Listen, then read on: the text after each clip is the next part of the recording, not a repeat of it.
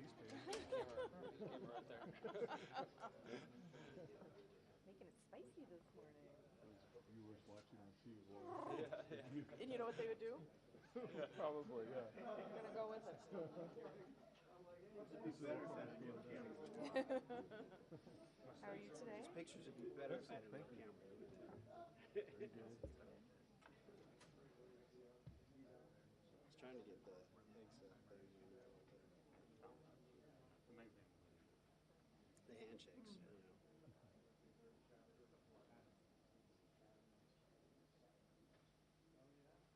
I take pictures seriously. You haven't seen my pictures, actually, have you? Government trained. Yeah, that's part of the attaché training, actually. It's a very large part of the attaché training. Yeah, they do. You get all kinds of photography. That's why whenever she's walking around, I'm always trying to see what her settings on her camera is. Seeing if she's cheating and just has it on automatic, or she's actually doing it right. Any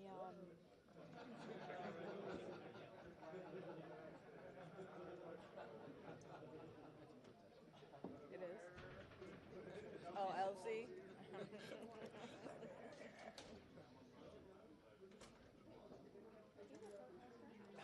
Knock, knock, knock. What's that thing still on? There was a guy, but he didn't put his It might be live now. You woke up.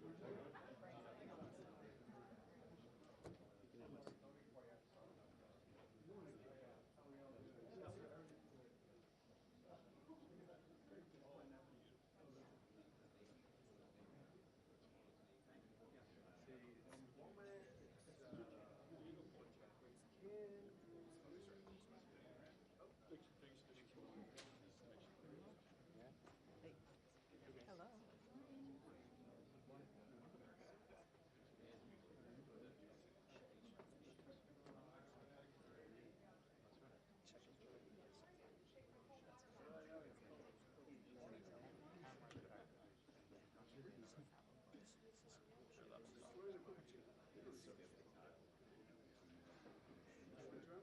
It's a big move. Very good.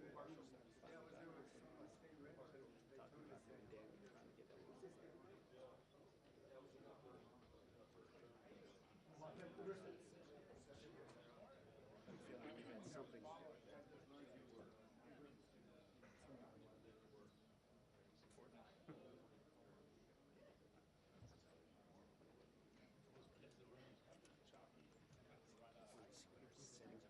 Settings on our camera.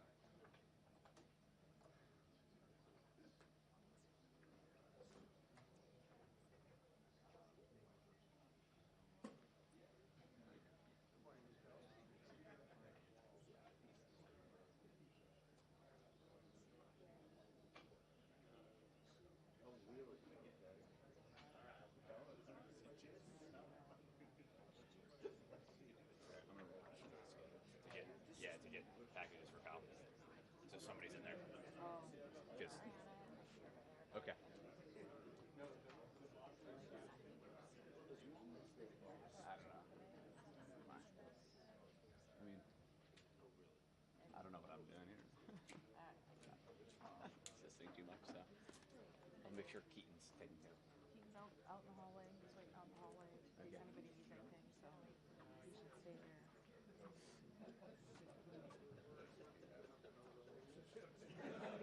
All right, whatever you do, don't smile this morning. Oh, Why would I what? You smile? broke it already. Why would I smile? I can't break the energy plane. I'll call that a grin. So you haven't lost yet. It was just a grin, not a smile. How's that? Yes. Strengthening different muscles. Thursday, May 22nd, and we have Itty Bitty. Next boat, adventure. No chance for me.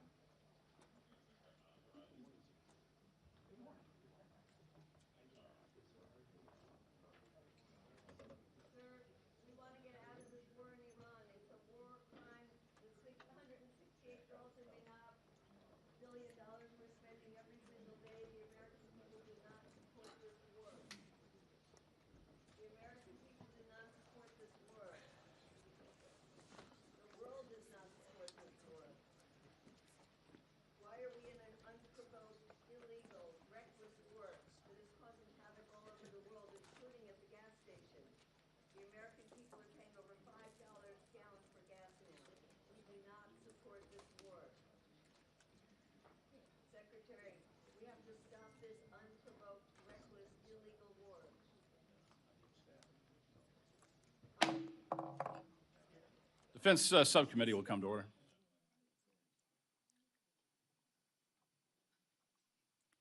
Good morning. Today, the subcommittee will convene for open hearing to receive testimony from the Honorable Pete Hegseth, Secretary of War, General Dan Caine, Chairman of the Joint Chiefs of Staff, Mr. Jay Hurst, performing the duties of Undersecretary of War Comptroller. Mr. Secretary, General Caine, and Mr. Hurst, a warm welcome to you. Thank you for your service to our great nation, and I thank you for appearing before the subcommittee today. I want to first acknowledge the extraordinary demands we place on all our volunteer force and the military families who bear the weight of service alongside their loved ones. Quality of life and care for our service members and their families are central to our mission to continue to ensure the finest fighting force in human history. We owe everything to their sacrifice and send our thanks that they have answered the call to serve. This hearing addresses issues that are deeply interconnected and collectively define the national security challenge of our time. Let me begin with the budget. We want to be good partners with the department to ensure that our men and women in uniform have every resource they need. But I have serious concerns about how this bifurcated budget splits discretionary and mandatory funding and on some of our highest priority programs. We have significant gaps in needs for our warfighters that we had to address in the FY26 appropriations process because of the way mandatory was requested and enacted. The subcommittee needs to understand how the resources requested in this budget translates into real, measurable improvements in warfighting capability. We also need to understand the consequences of this funding approach. We owe that level of accountability to the American taxpayers. Next, on readiness. The picture demands our honest attention. Across the multiple domains, including munitions, shipbuilding, innovation, and aviation, questions persist about whether we are building the depth and reliance required for a high-end conflict. We have made progress in some areas. I want to acknowledge the department's efforts to address these questions. However, progress is not the same as capability in delivering, and capability delivery is what we need at this moment demands. Finally, that brings me to the threat environment we currently face. The world has grown more dangerous, more complex, and more interconnected in its risks. China is modernizing its military at a pace and scale that is alarming. Russia continues to wage a brutal war of aggression, and while Iran and their proxies have been dealt a severe blow, they remain a threat. Threats to Taiwan, Ukraine, NATO, Israel, our partners in the Gulf, and our allies across the globe are not abstract concerns. They are tests of America's credibility and resolve. This subcommittee believes deeply in the power of deterrence, but deterrence must be credible and credibility must be funded. Finally, Mr. Secretary, both you and your deputy must be commended for your commitment to reforming, modernizing, and prioritizing innovation at the department. I've been here a long time. I've watched administrations come and go, and I promise you that there are bureaucrats who are trying to wait you out. You must demand accountability at every level of your organization to ensure that the change you have demanded is taking place. Your call to move more quickly, inject competition, allow new entrants to participate requires rigorous and persistent oversight. Otherwise, the forces in the Pentagon will simply snap back to the status quo, which does not serve our warfighters or the United States taxpayer. Again, thank you for being here. The members of this subcommittee take our oversight responsibilities seriously, and we believe the American people deserve straight answers on these consequential questions. I look forward to an honest conversation on how we are matching resources to priorities and honoring our commitments to meet the moment. Now I recognize the distinguished ranking member, Mrs. McCollum, for her opening remarks. Thank you, Mr. Chairman. Thank you for your courtesy of extending this, and thank you for your statement. We have a lot to discuss. Historical high budget request, the cost of the war in Iran. Mr. Secretary, I appreciate this year that you opened up a dialogue with Chairman Calvert, myself, and with our authorizing Senate colleagues. When we last met, we asked for information to help us determine what the department needs to ensure our national security. We are still waiting for the information. We've asked several times for a complete update on munition levels, and it has not been provided. This lacking of delivery timely information for the committee is appearing to become a pattern. We've requested briefings on the status of the funds appropriated for Ukraine. That took 6 months for us to be adequately briefed. The reconciliation bill, which was enacted on July 4th of last year, we still need the details of how the funds were allocated and that were not provided to us until a 10-month wait. 10 months we waited for that. Details have been provided on Golden Dome, but only $185 billion of the program, and that's the initial research and development. We still have no idea what the costs are following on for procurement or maintenance of the program. The department must do a better job of sharing the information with us. With respect to the war in Iran, Mr. Secretary, I saw your comments in the Armed Services Committee. It was disappointing that you referred to members of both parties as defeatists. I know you won't bring personalities into this at this hearing, and I will not questionize your patriotism, nor will you question mine. But the cost of this war continues to rise as forces remain in the region. The Appropriations Committee has a fiduciary responsibility to the American people, so we will ask serious questions that need to be answered, and that's our constitutional duty. Chairman Calvert and I have asked for a breakout of funding needs for Operation Epic Fury. We need to know the impact of what it's having on the services executing missions beyond the war. The department notified us that the standard fuel price for the services has increased from $154 to $195 a barrel. That's more we have to pay for fuel, then there's less money available for training and exercise that the services need to perform.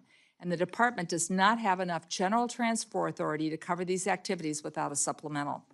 We must understand the department, what it will do if a supplemental is not sent to the Hill or enacted. Now for the 2027 request. The baseline budget of the Department of Defense requests over $200 million over last year's enacted level. When combined with the mandatory funding for defense requests throughout reconciliation, that's an increase of $400 billion, and that includes military construction. Together, that's nearly 44% increase in defense spending over last year. And the President proposes a domestic investment cut of $75 billion, or 10%. These cuts will have an impact on our national security in many ways, particularly cuts to education.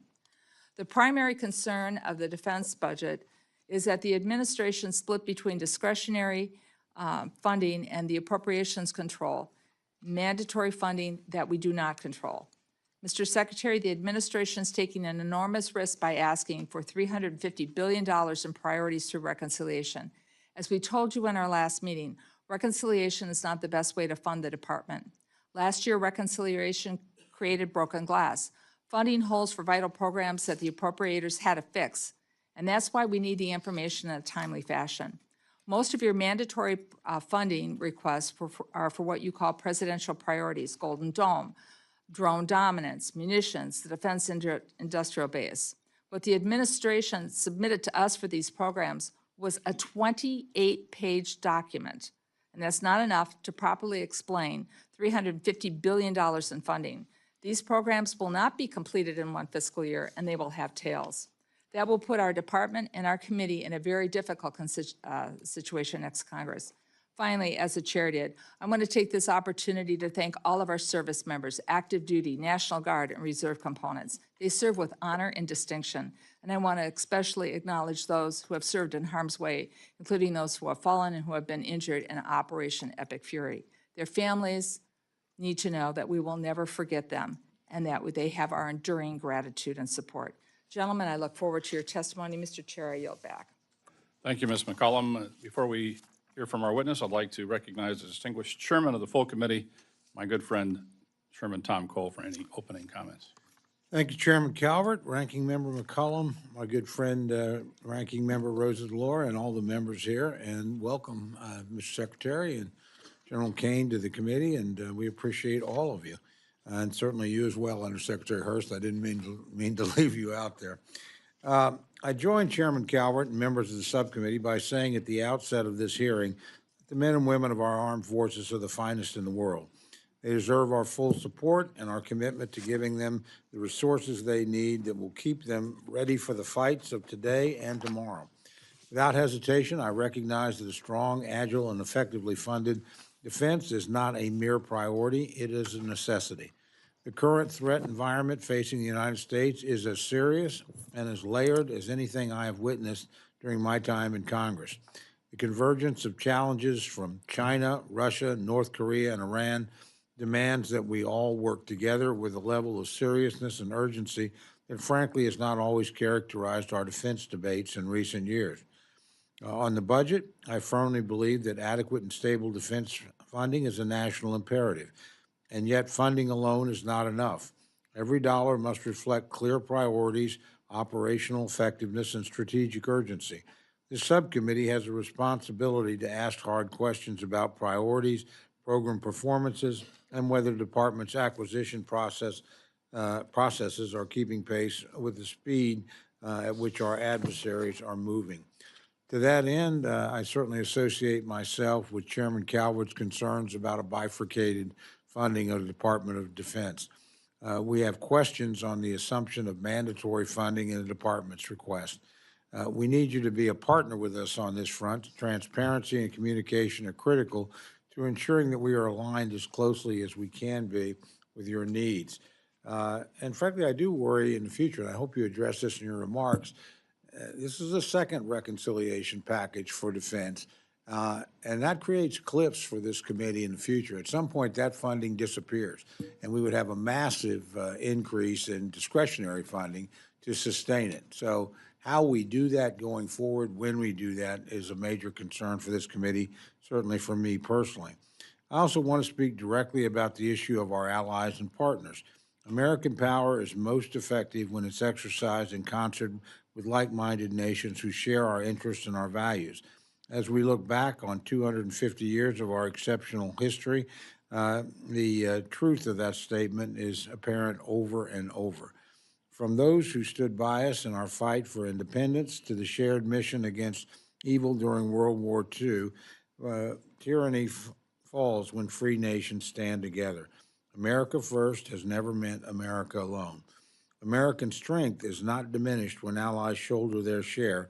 It's multiplied, and we must continue to sharpen our strategic advantages. And I commend you for working to make sure that our partners are beginning to step forward. NATO remains a critical pillar of collective defense, while our alliances across the Indo-Pacific are indispensable to building a credible deterrent against rising aggression in that region. I'm interested today in hearing how this budget strengthens those partnerships and how the department's working to ensure that our allies are investing at levels commensurate with the threats that they, as well as we, face together. The bottom line is simple. We always hope for peace while maintaining the strength to defend it. We're committed to ensuring our military remains unmatched, our adversaries deterred, and the American people protected.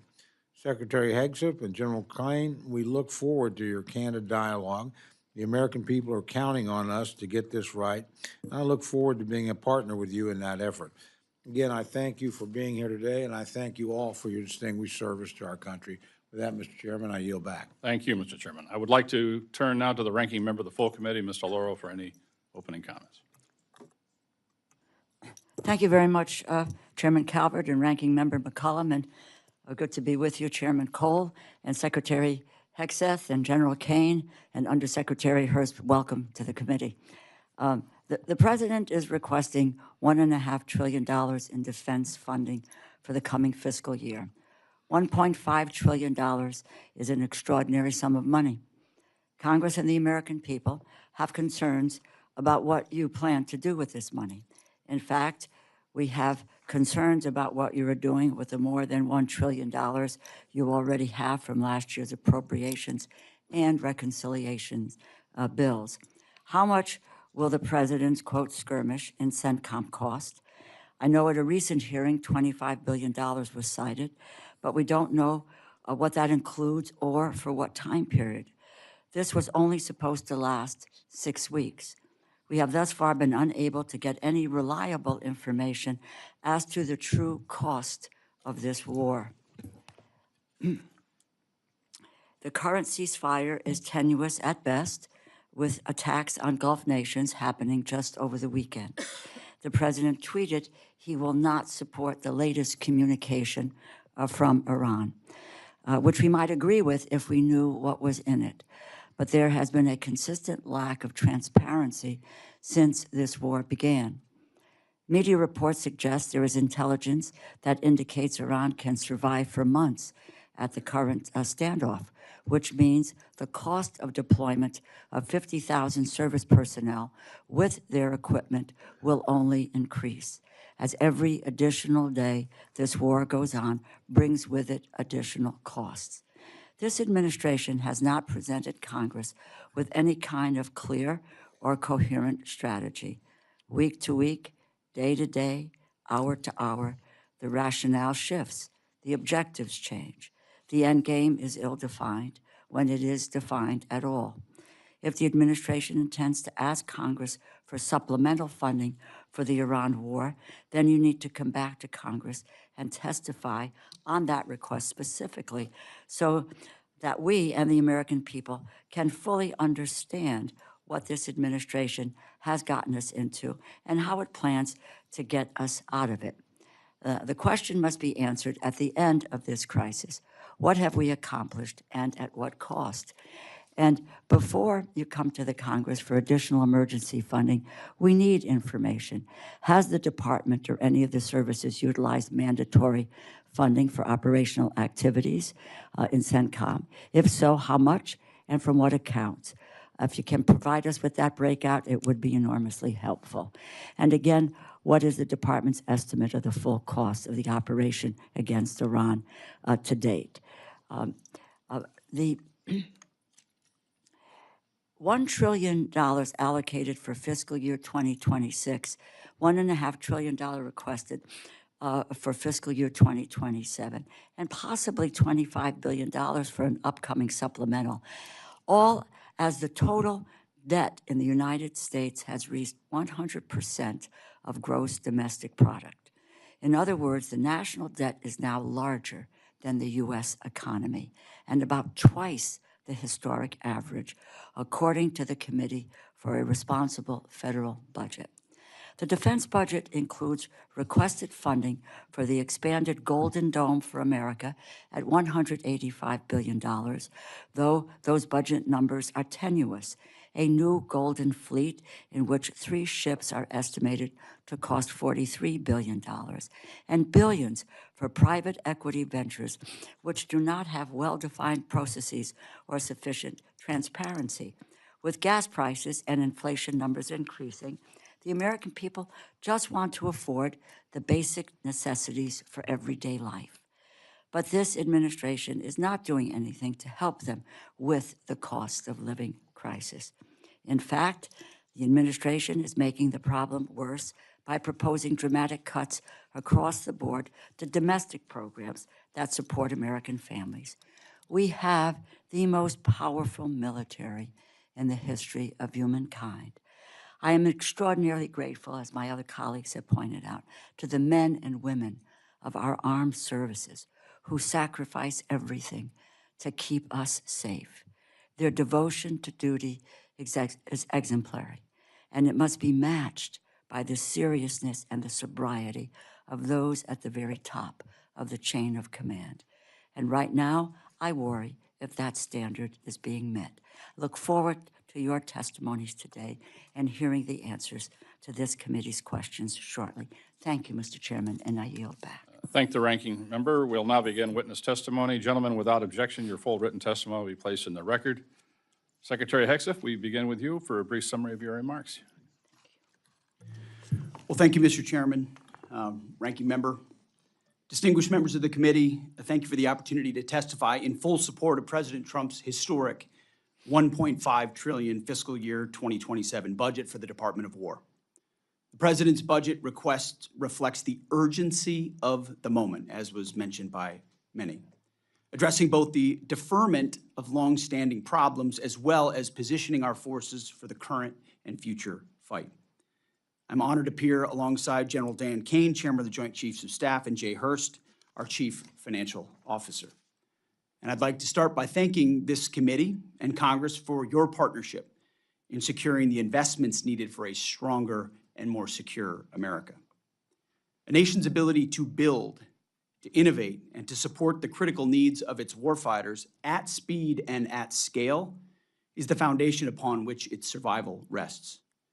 However, upon taking office on January 20th of 2025, President Trump inherited a defense industrial base that had been hollowed out by years of America-last policies, resulting in a diminished capability and capacity to project strength. Offshoring, outsourcing, cost overruns, degraded capabilities.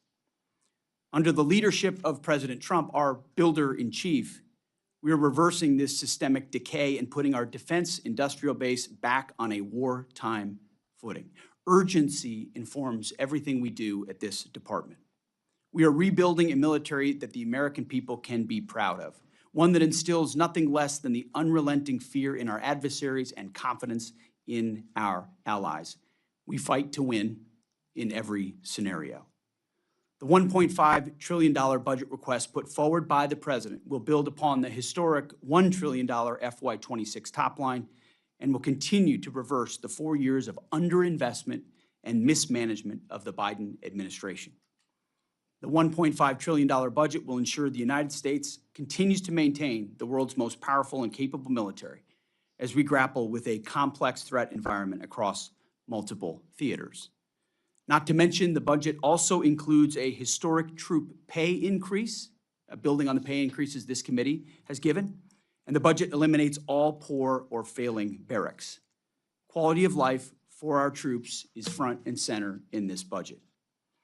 By supercharging our industrial capacity and transforming how the department does business, we are restoring American commercial dominance at a pace unseen in generations, transforming the defense industrial base from the broken, slow-moving systems of the past. We have flipped the Pentagon acquisition process from a bureaucratic model to a business model, decisively moving from an acquisition environment paralyzed by bureaucratic red tape into an outcomes-driven organization focused on delivering the most for taxpayer dollars. And Mr. Chairman, you're right, it's a war of attrition against the Pentagon bureaucracy every single day, and we intend to win it. Over the past year, through historic multi-year procurement agreements, smart business deals, we have sent ambiguous demand signals to our industry partners to build more and build faster. The result has been a surge, a revitalization of our great American factories and massive reinvestment in the skilled American workers who serve as the industrial muscle behind our warriors. Let me briefly provide you with some concrete high-level metrics of what we've accomplished over the last few months. These are announced new facilities and investments to support American warfighters. The department has helped stimulate more than 250 private investment deals in 39 states, in 180 cities, in 150 different companies, worth more than $50 billion. This has resulted in 280 new and expanded facilities, more than 18 million new square feet of American manufacturing, and more than 70,000 new American jobs. These $50 billion in defense investments, in new plants, assembly lines, and factories are private investments, not taxpayer dollars. By completely transforming our department's business model, American companies are investing in America with their own capital. A historic demonstration of American manufacturing and defense revitalization, all with their money, not Uncle Sam's. This has never been done before and is long overdue from a bureaucratic model to a business model. These investments equal great things for America, American families, and American workers, and help us ensure our warfighters can defend this great country. Together with the help of the policy updates and appropriations passed by Congress, President Trump's War Department has begun to turn the lights back on in manufacturing towns across this country to forge a lethal arsenal of freedom. Where our critical supply chains are threatened, the Department of War has acted decisively to inject capital, stimulate production, and prevent adversarial exploitation. We are firing up the American economic engine at every level of the defense industrial base. Every policy we pursue, every budgetary item we request serves to ensure that this department remains laser-focused on increasing lethality and survivability of our fighting force from the front lines to the factory floors. This is admittedly a historic budget. It is a fiscally responsible budget, and it is a warfighting budget. Under President Trump, we are restoring the unbreakable might of American manufacturing that we will need for generations. We are providing for our warfighters, and we are putting the people and interests of this country first. May Almighty God continue to watch over all of our troops, and may we honor the legacy of those brave Americans that we've lost. That is our sacred mission that we will continue to execute on.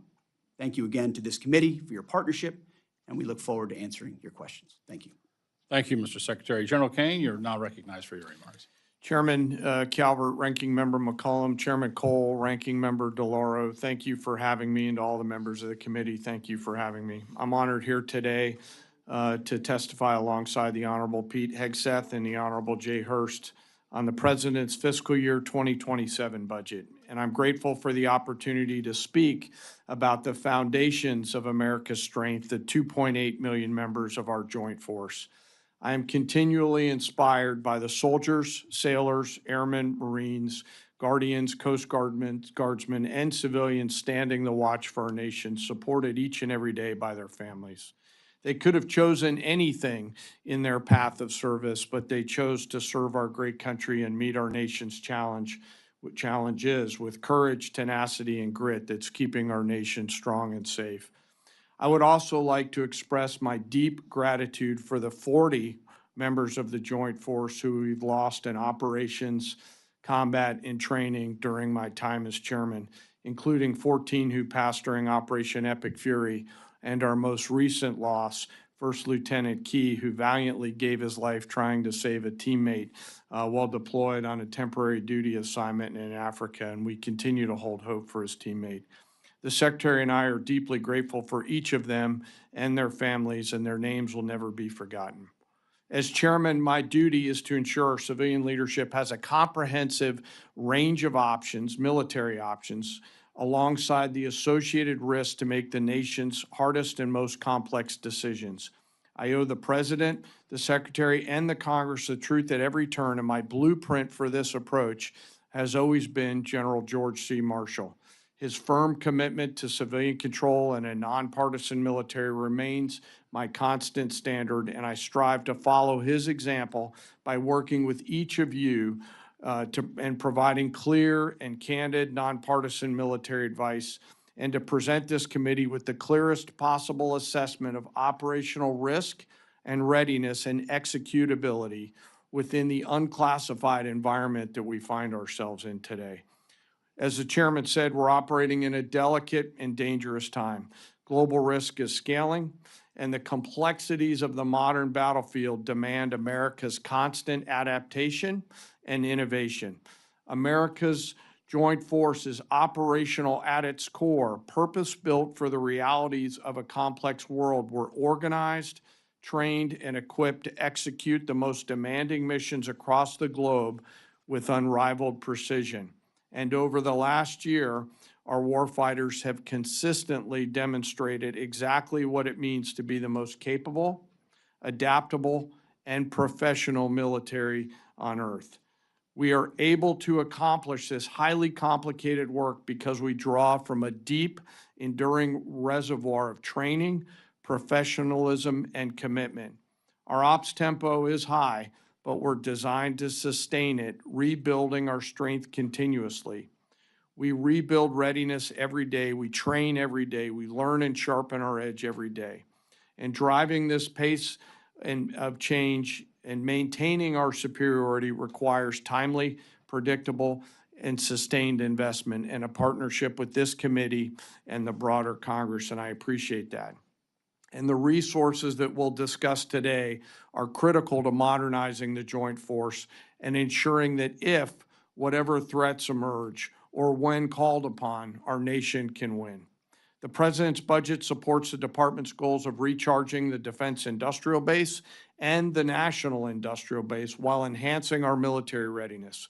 We will continue to ensure our warfighters are properly armed, globally integrated, and ready, while always taking care of our most precious thing, and that is our people.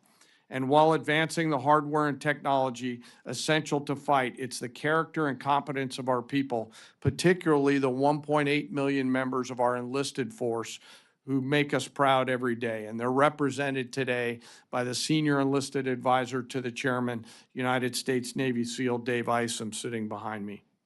While we face dynamic and dangerous times, I have absolute trust and confidence in our people who every day execute the most challenging missions with quiet professionalism. And coupled with the American spirit to outthink, outcompete, and relentlessly innovate, we will maintain our decisive edge, but doing so requires your continued partnership. It is also graduation season, where we welcome a whole bunch of new members to the Joint Force, to include members like Second Lieutenant Archie Dennis, United States Army, who along with his Citadel classmates in South Carolina joined the Joint Force this weekend. And I welcome he and all the other new graduates to the Joint Force. As I close, I humbly ask that we remember right now our deployed teammates out there doing our nation's work, going out into the darkness to do the things that we ask them to do.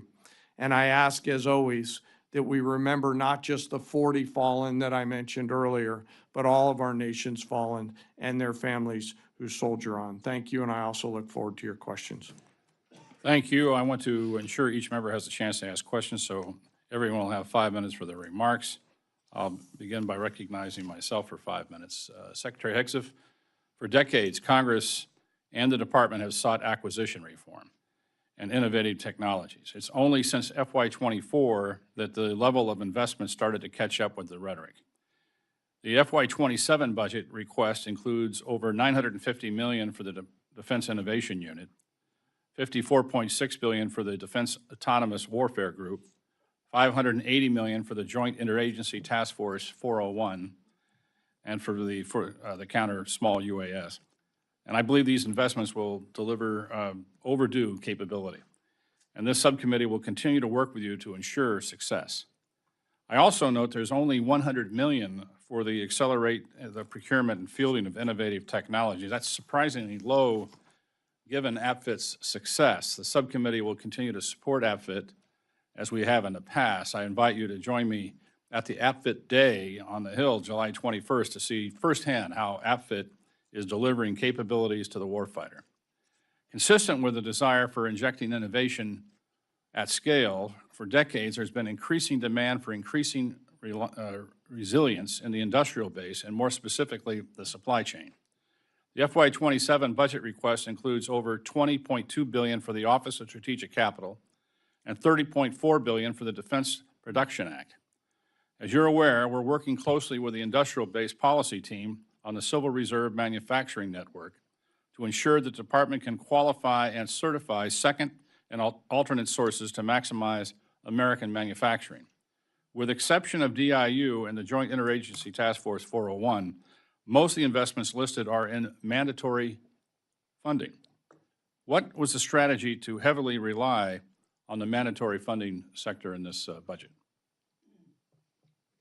Well, thank you for the question, Mr. Chairman. And I would, first I would thank you and this committee for your efforts on acquisition reform, many of which had not been embraced by the department before, and a lot of templates on the table that were there for us to fall in and run fast with. And so speed, scale, cutting red tape, reducing requirements where we can, looking at things like DIU, Replicator, now the DOG, the Defense Autonomous Warfare Group. All of those were born of collaboration with the committee and efforts of now reformers we have in the department who are ready to run with it. As it pertains to the budget, I think there's a reality in this town of what can get done and how it gets done. And in a perfect world, everything would get done in regular order and with a $1.5 trillion top line, but there are a lot of challenges and dynamics, some of which I don't control. And ultimately, we look forward to working with the committee to ensuring however it shakes out, that it's with full transparency with you and maximizing options for the department. And I think the reconciliation last year was a new vehicle, so it took some time, especially because we're doing new things, Office of Strategic Capital, different avenues. So figuring out how to deploy that took longer than we'd like, but we're committed to ensuring this year, with that as a vehicle, a part of it, that we do it in concert with you to ensure the most important things, whether they're in that or in regular order, are included in the budget.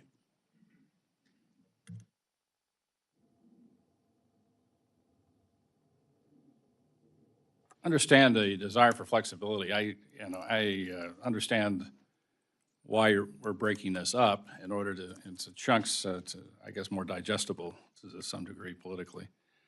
But I would hope we can get a supplemental bill here soon.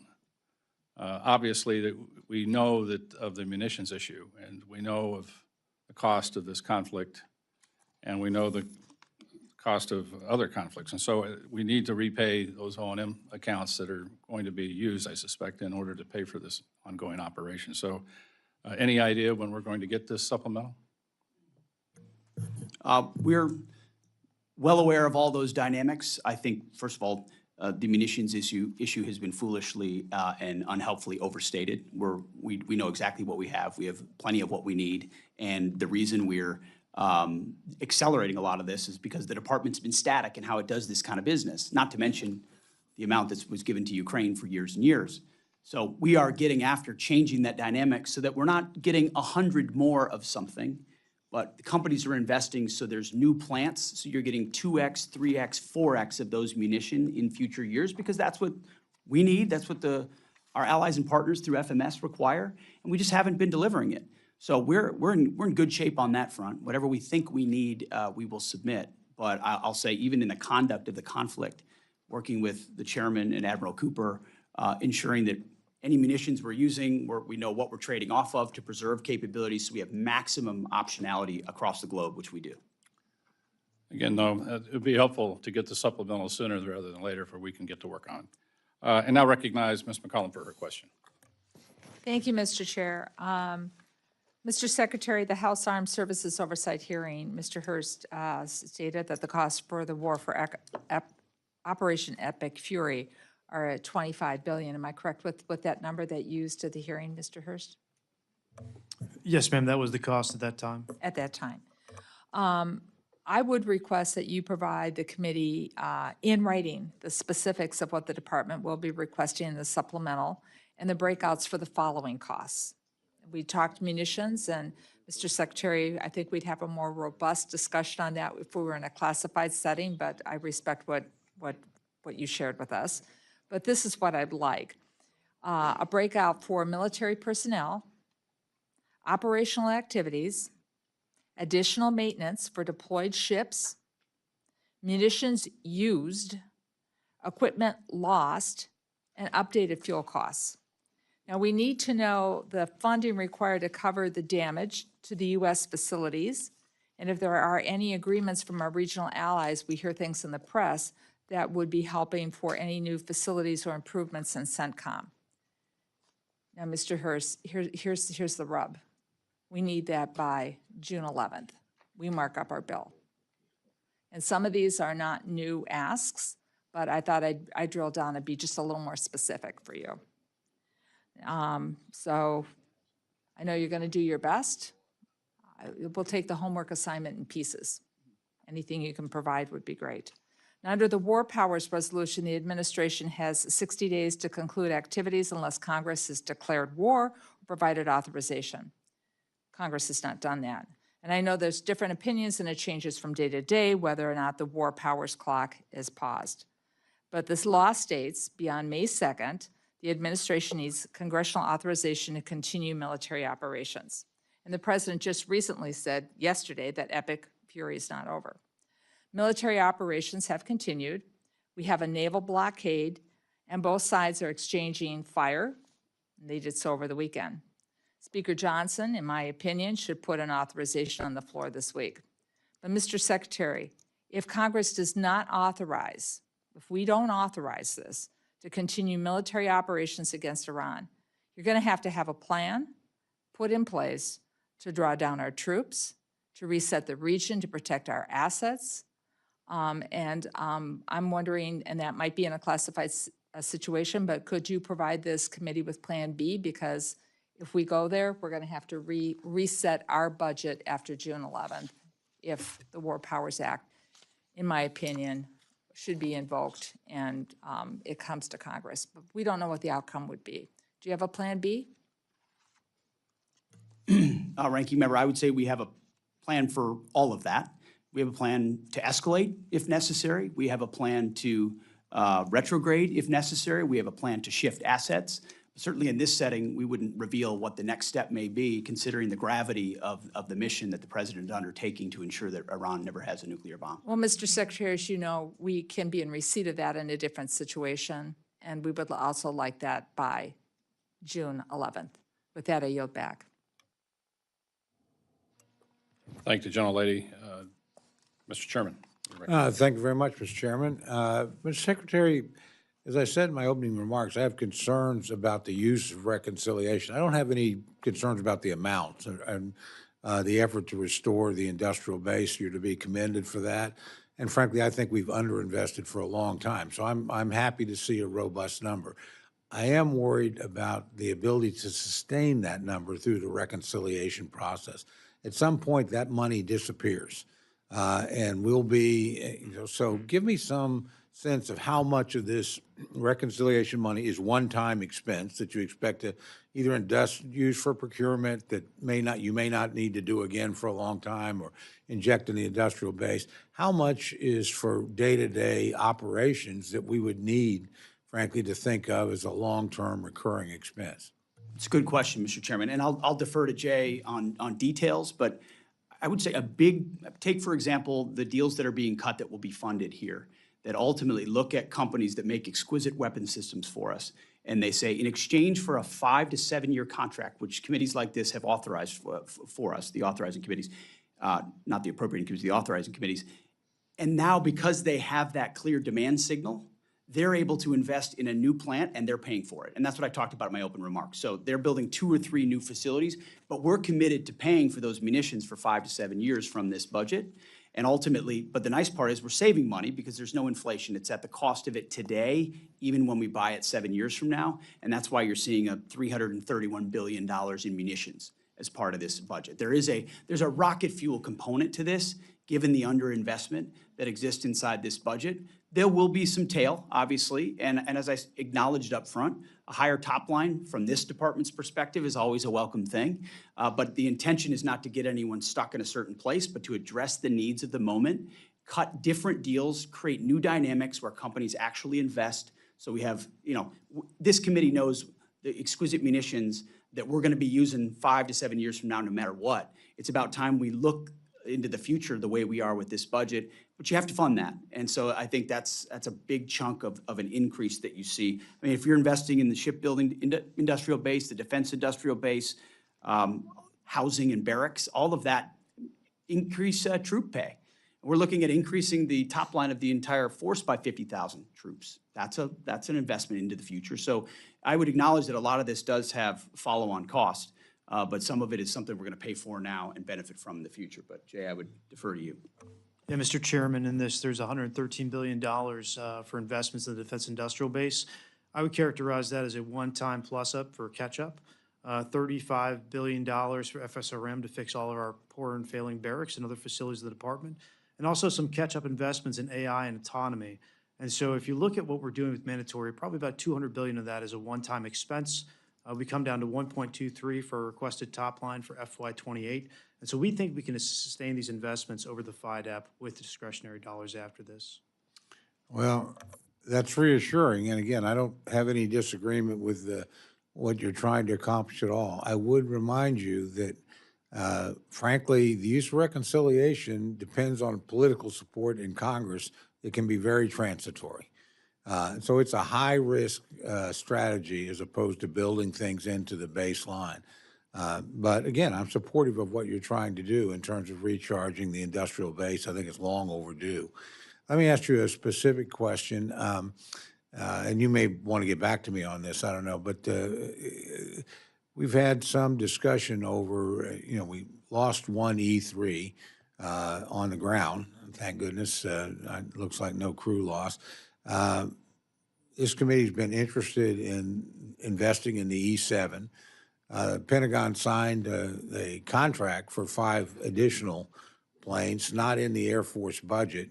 Is there going to be a fix to that, or where are we at on thinking about the E7? I'm well aware of that dynamic. I know our department had taken the position that it was airborne or other satellite ISR that was probably going to be capable of a lot of that in the future. But I think that mindset was indicative of a mindset that we've shed, which is the divest to invest mindset, which was an austerity mindset, that we're going to get in continuing resolution after continued resolution. So we got to get rid of these platforms in order to invest in these platforms. And there are gaps that need to still be filled. And there are systems that still need to be funded that are used on the battlefield right now, say MQ-9s, A-10s, you name it. I think this and the E7 is one of those. So we've actually sent a budget amendment to OMB to add that. I think it has a future. It has a place on the battlefield, and we'll get more information for you on that as well. Well, I appreciate that, and I particularly, though, appreciate the mindset. I think you're 100% right. I've seen this over and over again about eliminating platforms on the idea we would immediately use that money for new things, and quite often it just simply didn't happen. We lost the capability, but we did not move forward with the investment that we needed. So, again, thank you for rethinking that. We've got a lot more questions, but so does the entire committee, Mr. Chairman. So with that, I'll yield back. I just want to make one quick comment when you're talking about the fixing barracks and facilities. I hope we also fix the property management systems throughout the department, which is woefully needs attention. With that, I recognize the ranking member, Mr. Lauro. Thank you very much, Mr. Chairman. Mr. Secretary, the national security strategy says American national power depends on a strong industrial sector capable of meeting both peacetime and wartime production demands. And the national defense strategy directs DOD to, quote, supercharge the defense industrial base. DOD's 2027 budget overview appears to use that same framing. Yet, your department's budget request cuts over $5 billion from the industrial base in the aviation sector alone, effectively shutting down all current Army aviation platforms. These are current production platforms the force relies on for lift, for sustainability, disaster response, homeland missions, et cetera. How did the department arrive at the conclusion that reducing procurement for these Army aviation platforms strengthens rather than weakens the aviation industrial base? Well, I very much appreciate that question, and I actually think it's something we're taking another look at. I think it's not that every aspect of there are some very good things in the Army Transformation Initiative, and there are some things that we've needed to get another look at.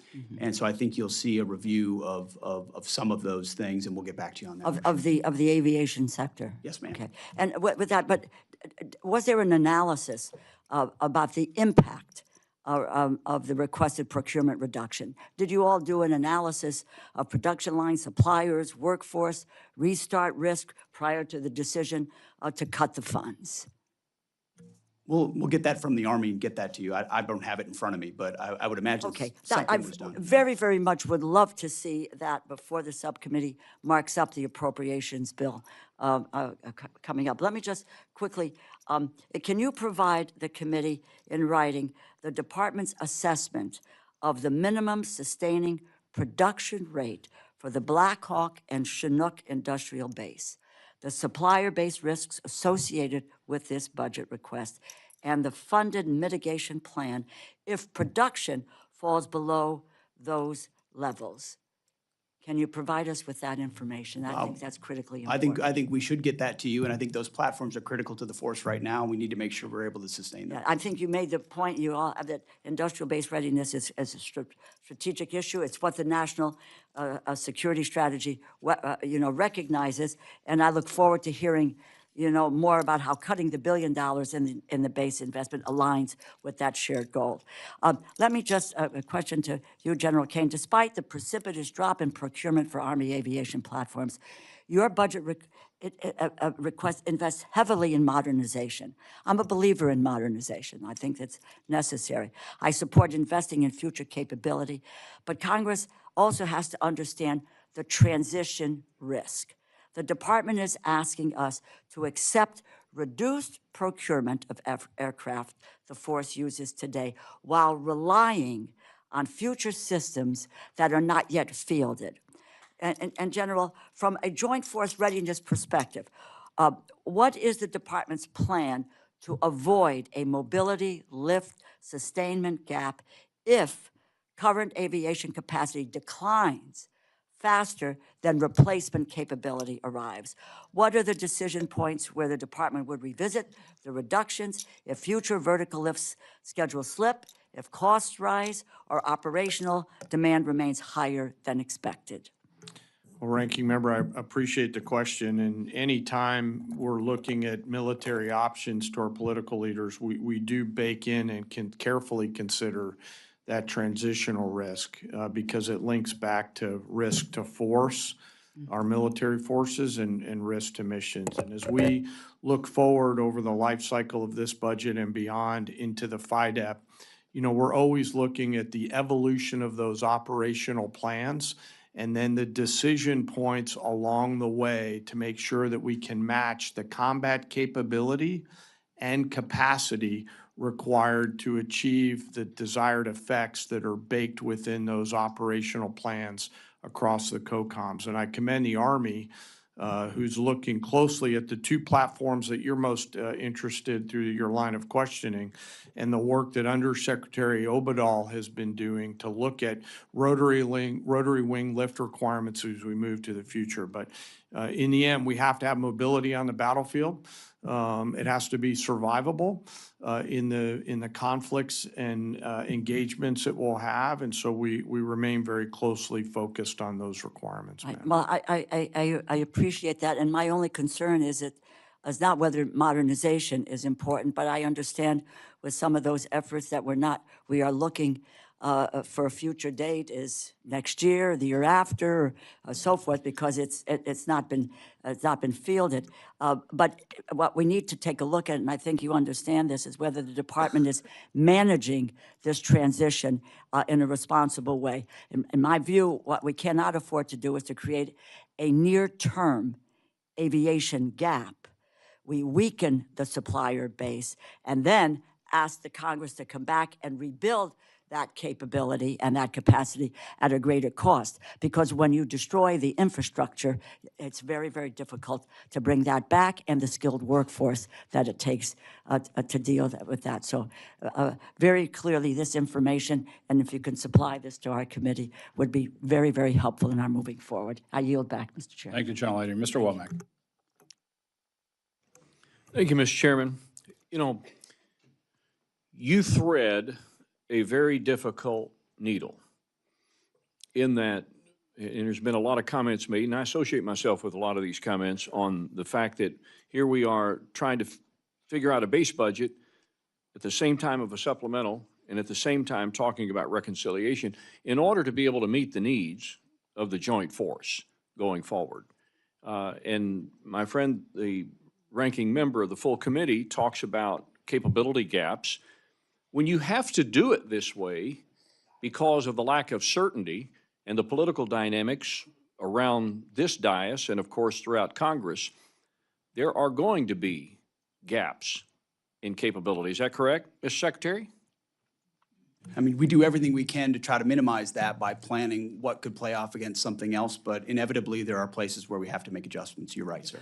I want to get somewhat parochial here for just a minute on the subject of our reserve component, and this question would be for General Caine. Last month, 22 adjutants general, all of those who command fighter units in their state, signed a letter to Congress calling for multi-year procurement authority to buy between 72 and 100 new fighters annually. 13 of 24 fighter units lack recapitalization plans. On the Army side, all of our states suffer from a lack of reimbursement for responding to the call of their communities.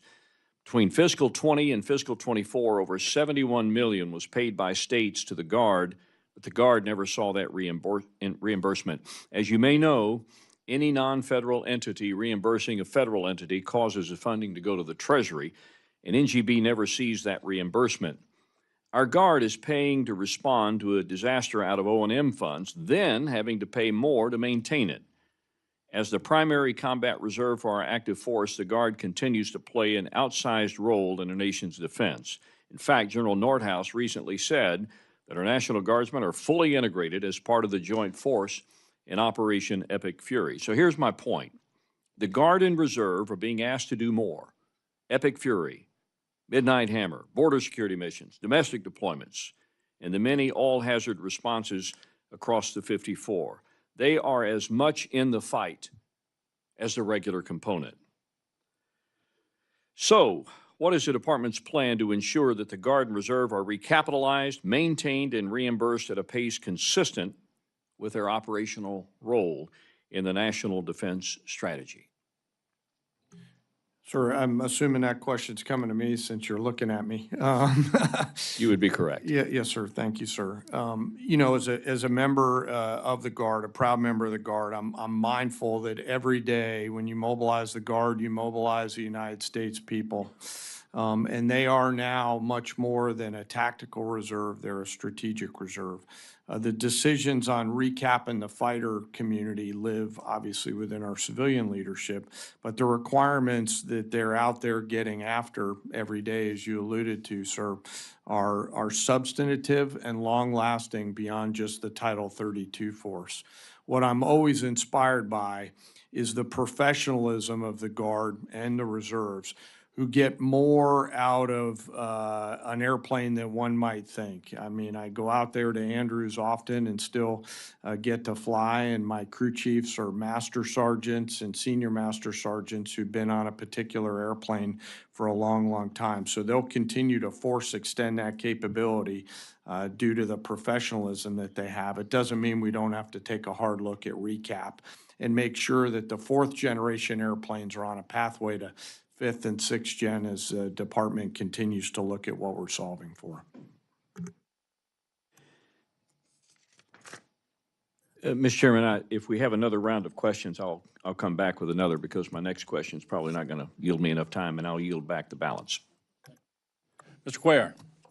Thank you, Mr. Chairman, Ranking Member, Mr. Secretary, all of y'all. Thank you for, and all the men and women, thank you for your service. I want to ask you about the Western Hemisphere. I want to talk to you about Mexico and then the border. First of all, thank you for the work that y'all are doing in the Western Hemisphere. I've always said that we're looking at other parts of the world. We have to look at our own backyard, and we got to make sure that the Western Hemisphere is working with us. So thank you for that. Anything y'all want to add to the work that y'all doing there, I would ask you to talk to us a little bit about it. Mexico is the other one, very important partner of us. Congressman Michael McCall and myself were down there. We pushed for the Special Operation Forces, SEAL, to do training exercises. And for the first time, we actually have military forces in Mexico, which is very unique. And again, congratulations on that. If you can tell us what they're doing, and we need to see more of that. We also have, talking about the Guard also, we have I believe the California Guard is now for the first time a partnership with Mexico. We've been pushing, I've been pushing Texas, but California got there before we did, but that's good. And talk a little bit about that.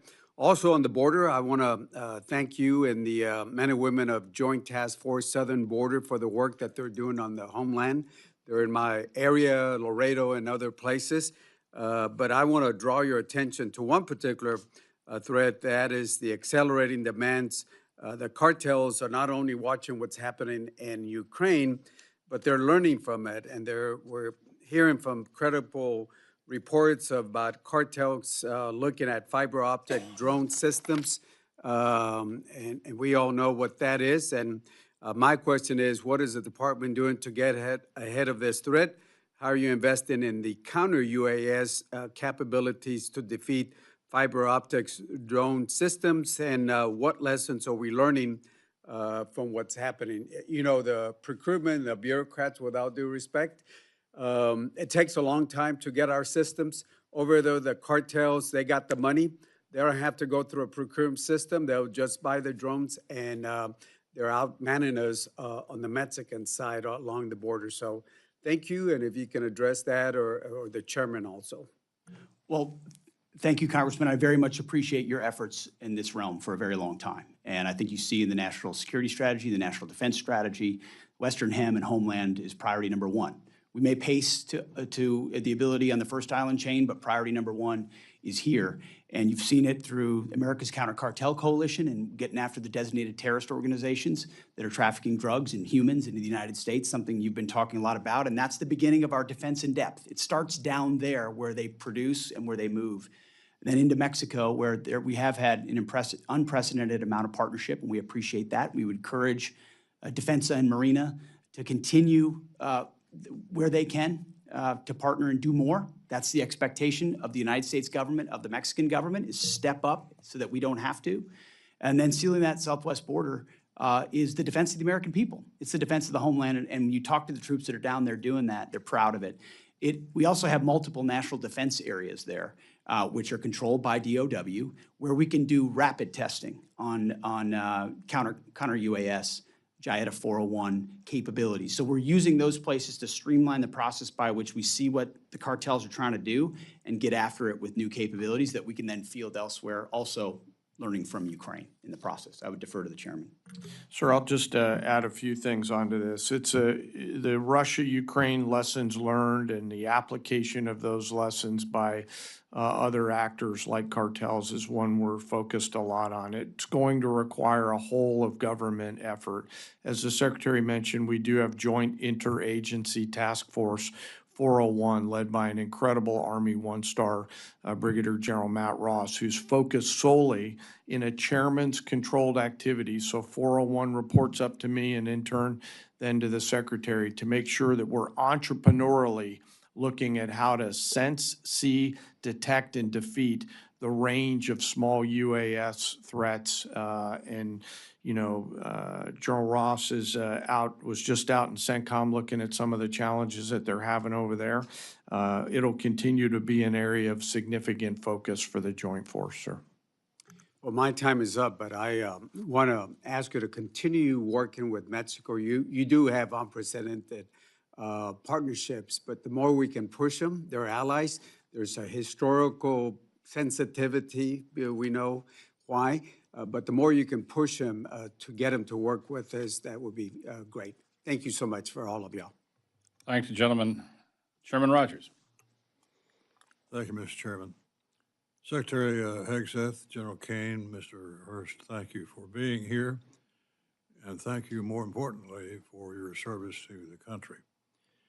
The 2026 National Defense Strategy makes clear that China is the pacing challenge, and this budget request puts real resources behind that nomenclature, including $11.7 billion for the Pacific Deterrence Initiative. My concern is that we are not just competing against China's military capability. We're competing against the speed at which China can build, replace, and influence. Where are some capability gaps when it comes to a potential conflict with the PRC? And General Caine, how will your priorities posture the joint force to close those gaps? Chairman, thanks for the question. The speed at their production capability is one of the reasons why I'm grateful for the full team's partnership on speeding up the U.S. defense industrial base efforts, as well as the national industrial base efforts. And I'd really like to thank those mom and pop machine shops and second, third, fourth tier suppliers that live in all of your districts, who are also increasing speed and capability without losing quality across the entirety of our manufacturing system. And it's going to require all of that. And when we look at the range of capabilities that we must have to be properly armed and globally integrated, that extends to things like, long-range fires and really an ability to arm our joint force to win from the seabed to cislunar space in every single domain in there. And I'll defer to the comptroller and to the secretary to talk about the particular elements, but the goal is the range and mix of capabilities that create outsized dilemmas for Xi Jinping and others that are out there to ensure that we maintain and sustain deterrence. Thank you. Amen. Thank you. Second, the war between the U.S. and Iran reinforces an old lesson, which is that modern conflict comes down to attrition.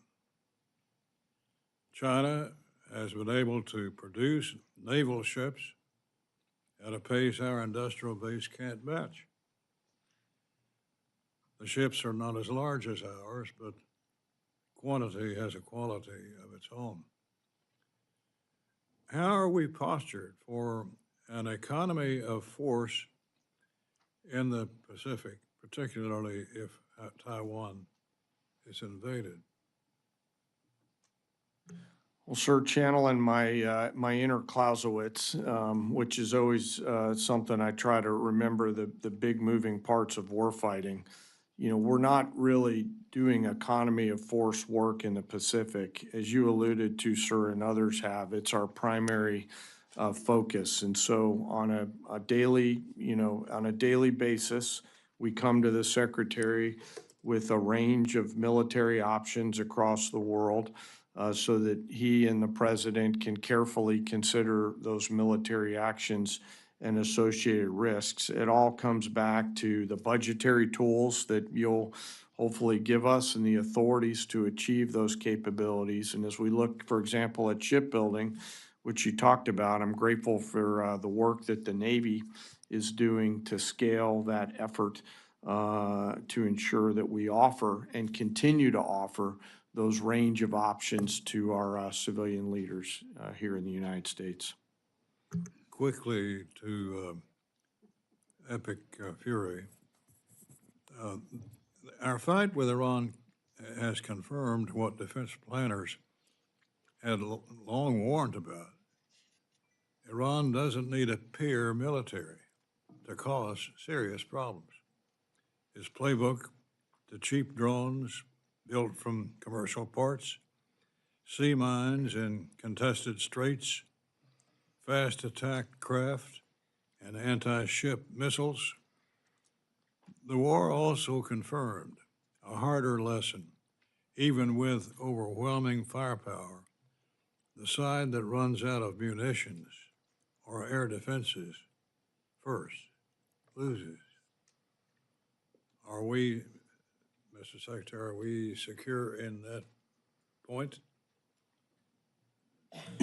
Absolutely. And we are winning, have won every component of what we fought in this conflict. Iran knows that based on the incredible degradation of their capabilities, and which is why we saw them wanting to come to the table. How this gets resolved will be on our terms, on President Trump's terms, and we have all the munitions and capabilities necessary to enable that.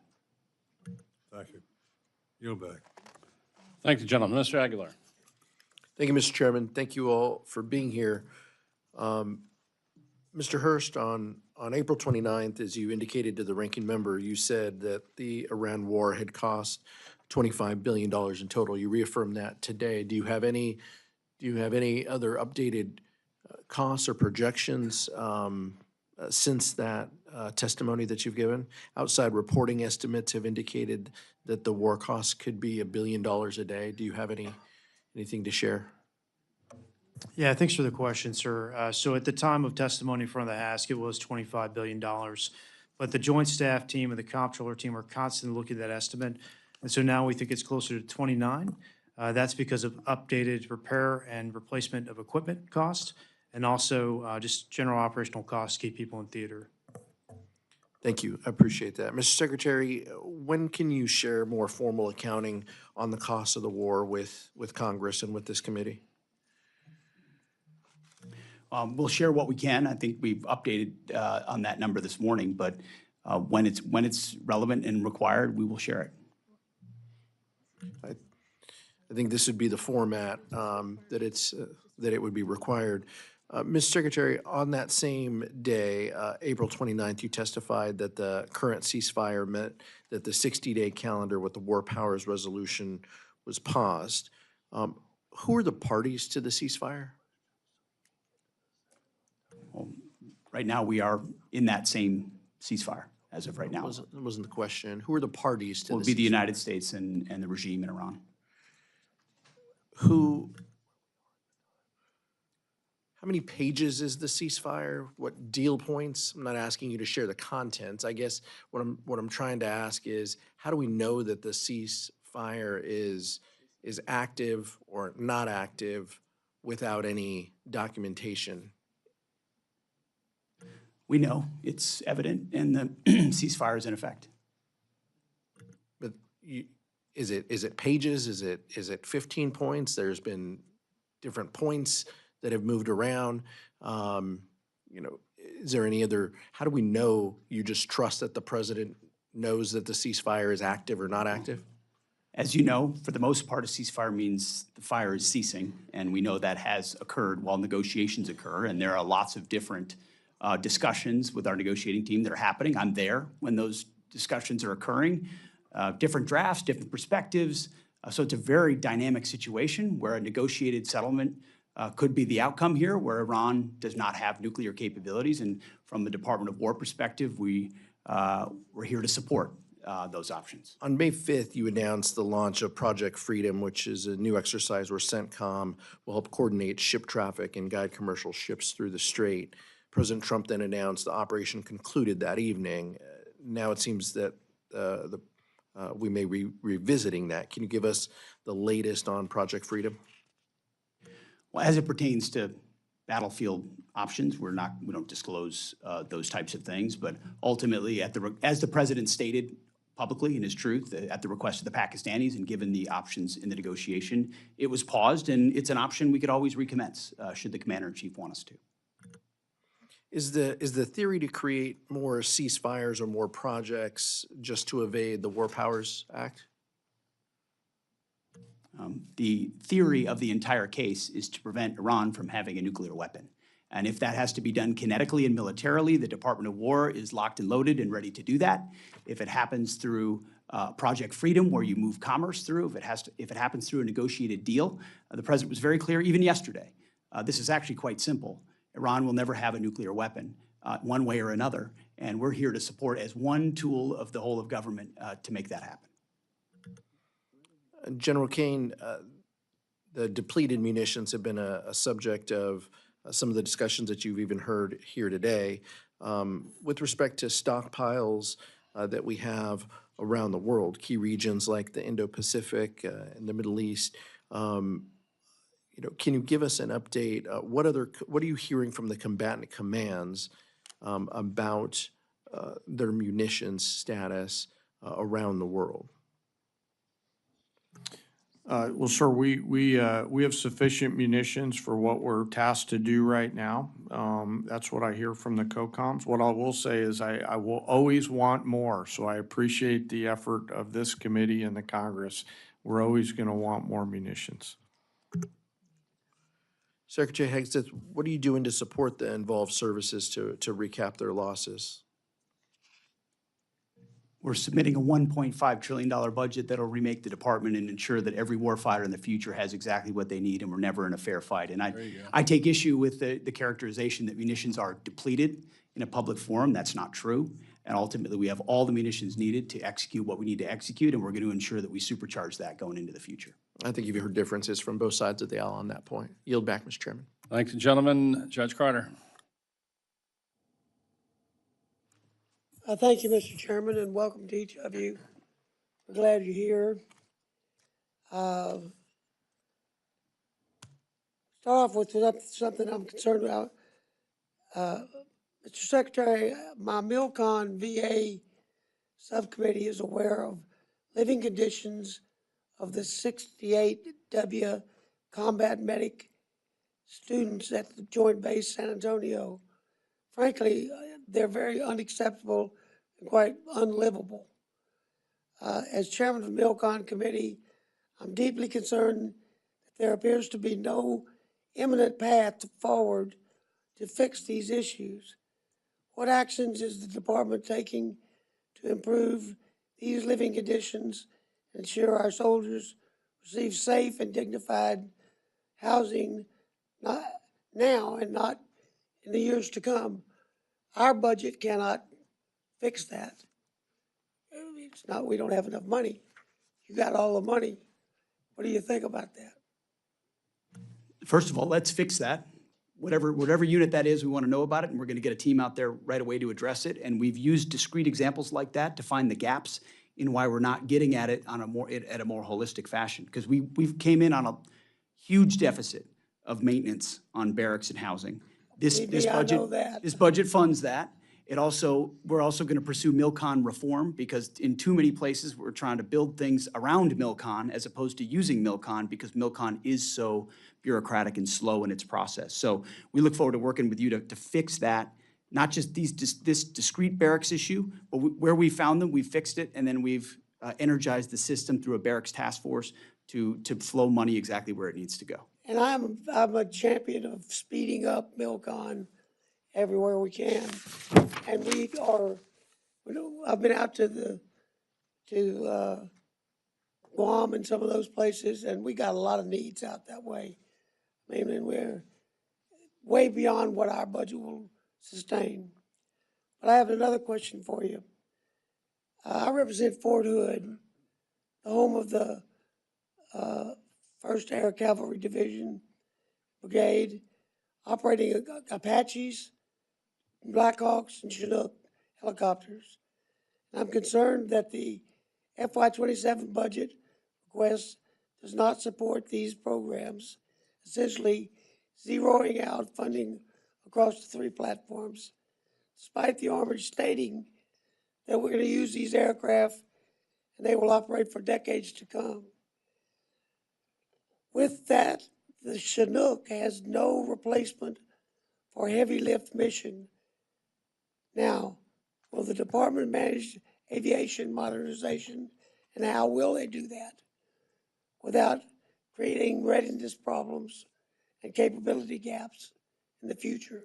Because the planned future lift is not like the Chinook.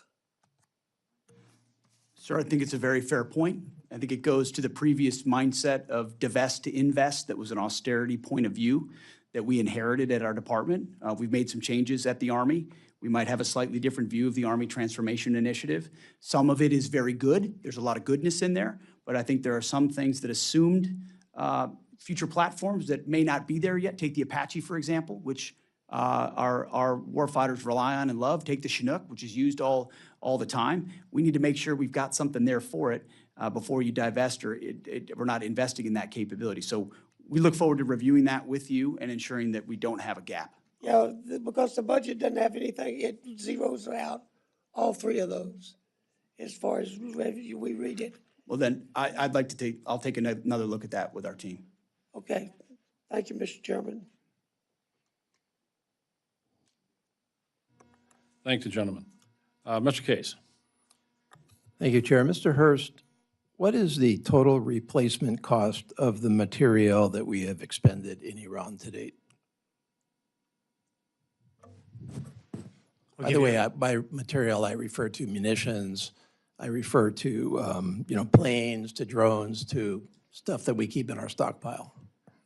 Yeah, I'll exclude military construction from this because we don't know what that's going to look like in the future, but I would say it's around $24 billion. Okay. Replacement and repair. And that's through what date? That's our current estimate. Okay. I'm looking at a report in the public sphere from CSIS dated April 21st, which calculates estimated aggregate unit cost of 7 precision systems. So I'm talking, Tomahawk, JASSM, PrISM, SM-3, SM-6, THAAD, Patriot, those 7 at about $25 billion. Does that sound about right? I mean, you're projecting everything at about 23. Yeah, I'm most confident in our projections on munitions costs. That's the easiest thing to calculate. So that number sounds a little high to me for that stage of the war. Okay. We've lost about 39 aircraft, according to a report in the war zone, and that's an old one. That's almost 1 month old. Do you have a replacement cost on all of those aircraft? Now, understanding that some of that aircraft is not replaceable, but presumably would have to replace it with some kind of capacity. There are costs there, sir, but I want to get back to you in writing and what they specifically are, because as you can imagine, repair of aircraft is something that's very hard to calculate. We want to do a full diagnosis of the aircraft before we estimate that cost. Okay, but that's not in your estimate of somewhere around 29 cost of war that you gave us? That's included. That's what we have right now. Oh, I see. That is part of it. Yeah, but it's an estimate, especially for repair costs, and so that could change over time. Okay. And you did talk about MILCON, which was a question that I had. Do you have any, because I mean, we've obviously suffered major damage to our infrastructure in the Middle East. You don't have a MILCON estimate yet? We have a lot of unknowns there. We don't know what our future posture is going to be. We don't know how we construct those bases, and we don't know what part our allies or partners could pay into the MILCON cost. And so we don't have a good estimate for that at the time. Okay. What about fuel? Is that a major calculation in your cost of war, fuel used, depletion of fuel reserves, replenishing that reserve? Yeah, we wrap that into our operations and maintenance costs. Okay, that's an an OM. OM. Okay. Going to your FY26 budget request, you've got procurement. Let's just focus on procurement because that's what we're talking about largely. You've got $413 billion, which in and of itself is an 84% increase over FY20. I'm sorry, I'm in 27, 27 versus 26. And you have 38% of that total procurement request in reconciliation.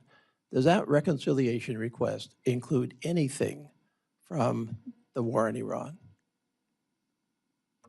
Obviously, we're buying things in the reconciliation requests that are being used in the Iran conflict, including munitions. There's over $40 billion in a munitions request and reconciliation, and so that would be part of the replacement. Okay, so what I'm trying to get at is your reconciliation request in FY27 related to Iran, or is it not related to Iran, or what, It's not is it all? related. You know how long our budget generation process is and the appropriation cycle, and so Correct. we completed this before the Iran conflict started. Exactly.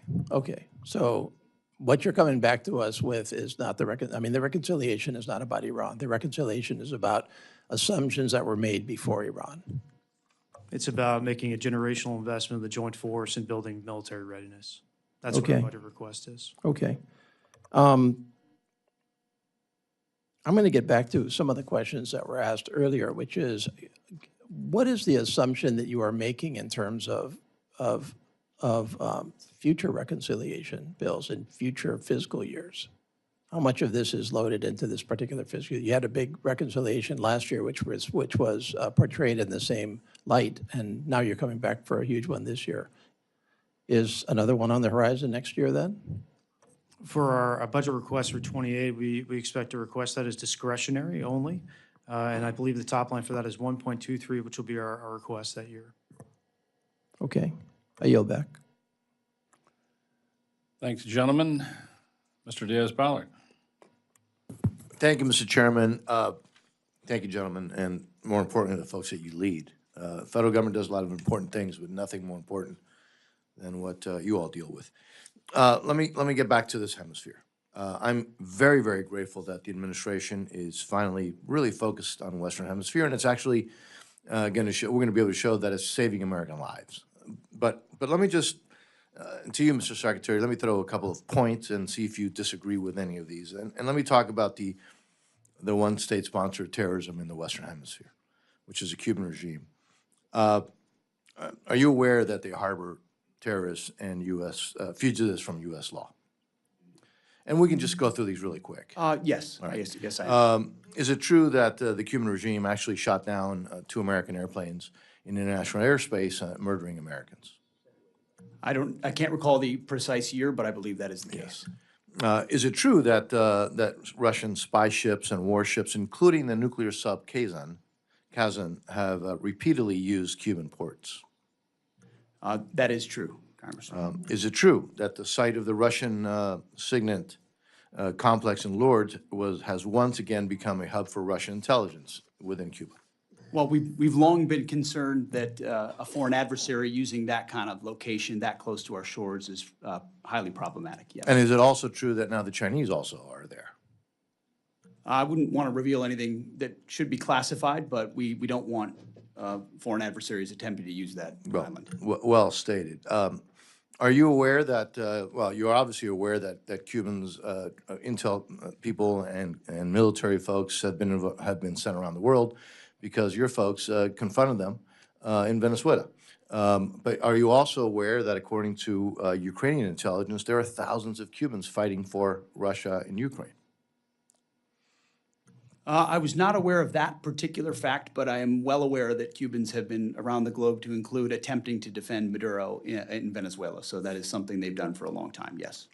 You're also aware, Mr. Secretary, that, well, even stated by U.S. intelligence, even during the Biden administration, the Trump administration, the previous administration, the Obama administration, that Cuba has been designated as one of the 4 most advanced espionage operations against the United States, and that they share intel with other adversaries of the United States. That all very much sounds right, sir. And again, we're not in a classified setting. So I'm just considering all those issues and others that we could talk about in a classified setting.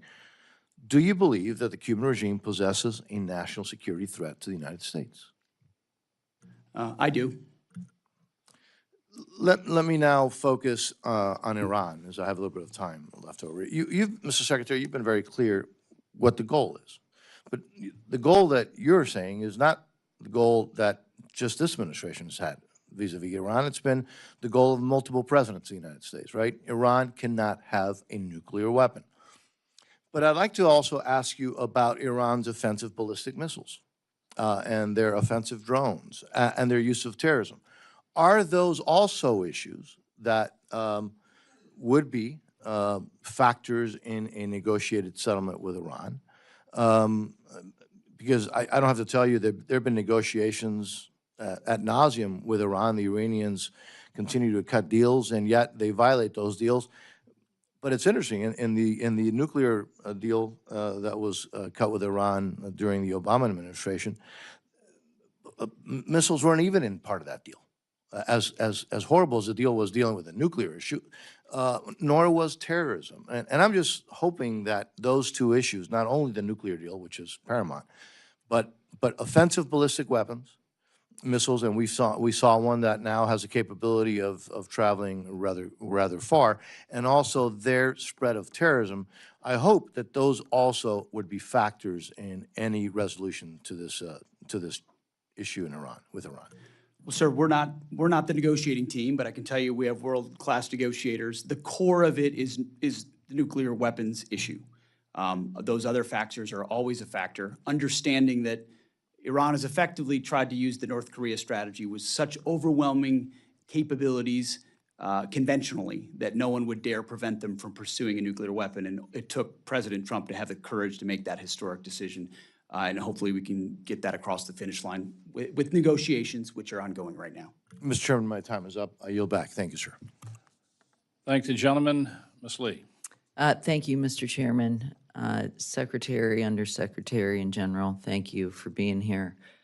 Secretary Hegseth, about 11 years ago, U.S. Air Force veteran Sergeant David Crete, who served at the Nevada Test and Training Range, realized for the first time that the health problems he'd been experiencing were not an isolated incident, but matched the health problems of many other veterans who had served alongside him at NITR. He was sitting in his backyard reconnecting with 8 of them and asked them, does anyone here have tumors? And 6 of 8 of them rose their hands and then proclaimed that even some of them had children with tumors. Dave, as it happens, had recently had a grape-sized tumor removed from his neck. 3 years ago, he came to Washington when the VA had refused to provide him the kind of benefits and coverage he had earned and which he needs from the VA because of his Department of Defense would not provide the agency with his records of his NITR service. I helped introduce a bill 2 years ago and have been fighting on his behalf ever since. What is most frustrating about this fight is not that the federal government doesn't recognize these health impacts of their service. In fact, Congress 26 years ago provided a law providing medical coverage and compensation for the Department of Energy employees who served in the very same location that Dave Crete and his colleagues had served in.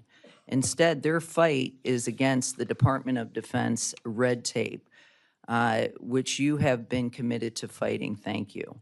You see, one of the only things standing between the toxic exposed veterans at NITR and comprehensive health coverage and benefits from the VA is documentation that the Department of Defense has that will prove that they served where they actually did.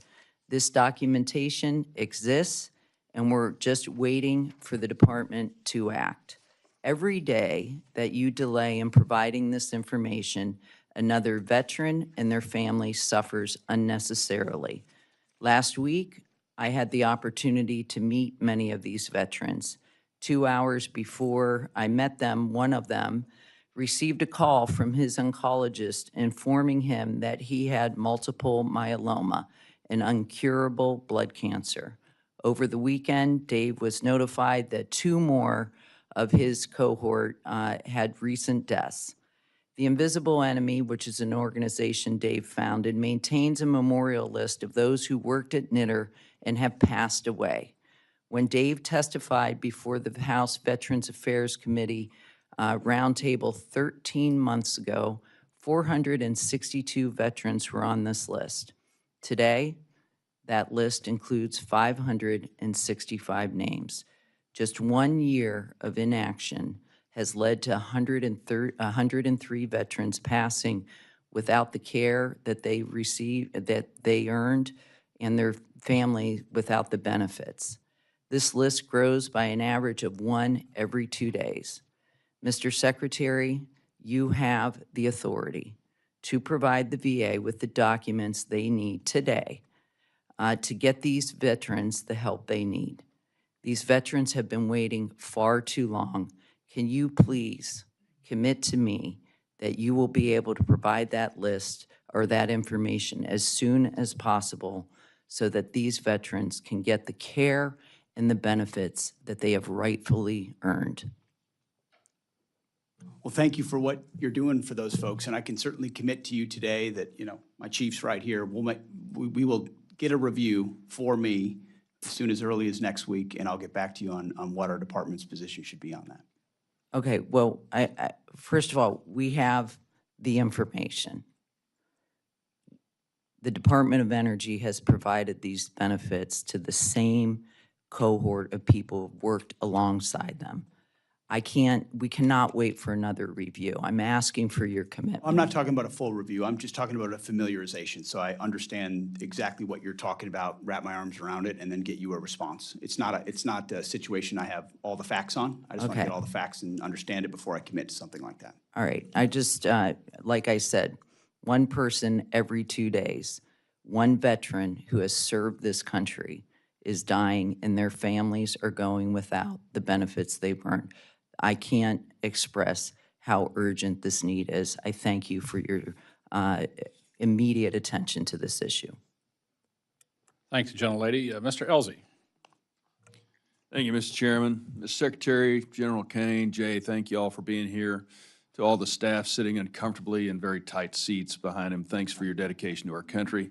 Master Chief Isom, you joined the Navy in 1987. Ronald Reagan was still president. You've been in uniform for 39 years. I'd like to thank you and your family for all the sacrifices that you've made. You're clearly the essential man, and I always want to point that out, that you've been serving in the Navy since I was a junior in high school, and so I'm very, very grateful. As we address $1.5 trillion request, I want to say I appreciate participating in the tabletop exercise at the Pentagon, and I encourage all my colleagues to attend and do that. It gives a very clear message on why we're asking, or you are asking for $1.5 trillion and how it's justified.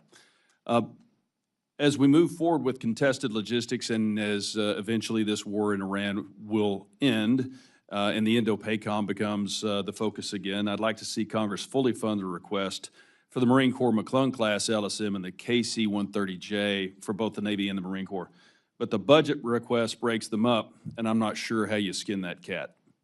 Moving to force protection and counter UAS, as we've seen in Iran, at nations that are somewhat far away from Iran, we've had a force protection and counter UAS issue as we've lost an E-3 AWACS, which is worth $500 million when we bought it, but it's irreplaceable, and there are fewer of those than B-21s. I think we're seeing the reach of UASs affect us in a way that we probably didn't anticipate, and we need to continue to use new companies that are developing new technologies to go after UASs. General, you addressed Karl von Clausewitz, so I'll use Sun Tzu as a counter. Even the finest sword plunged into salt water will eventually rust.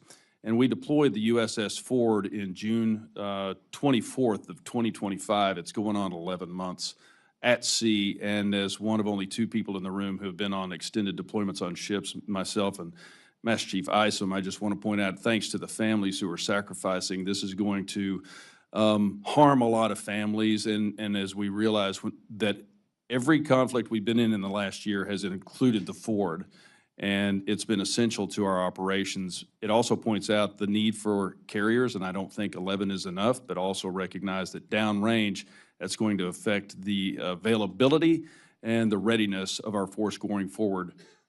So along with that, the capabilities that a 6th-generation fighter on the carrier are so important. As we've already seen, we've got the F-47. We're going to down-select the F/A-XX later this summer. General Caine, can you address why having both of those is so important? Well, first, sir, I want to echo your gratitude for the Ford. Yesterday, the air wing flew off, so we know that Oceana was a very happy place as those aviators fought through 800 feet broken to come up initial as they should after a record-setting deployment, so we welcome the Ford back. You know, my job, I won't comment on a particular program, but the job that I'm in now is to offer a range of options to include our ability to project power off CVNs of the future. So as our civilian leadership carefully considers that, I know that'll be in the mix if selected. And I know your colleagues in Virginia and in San Diego are all focused on the same, sir.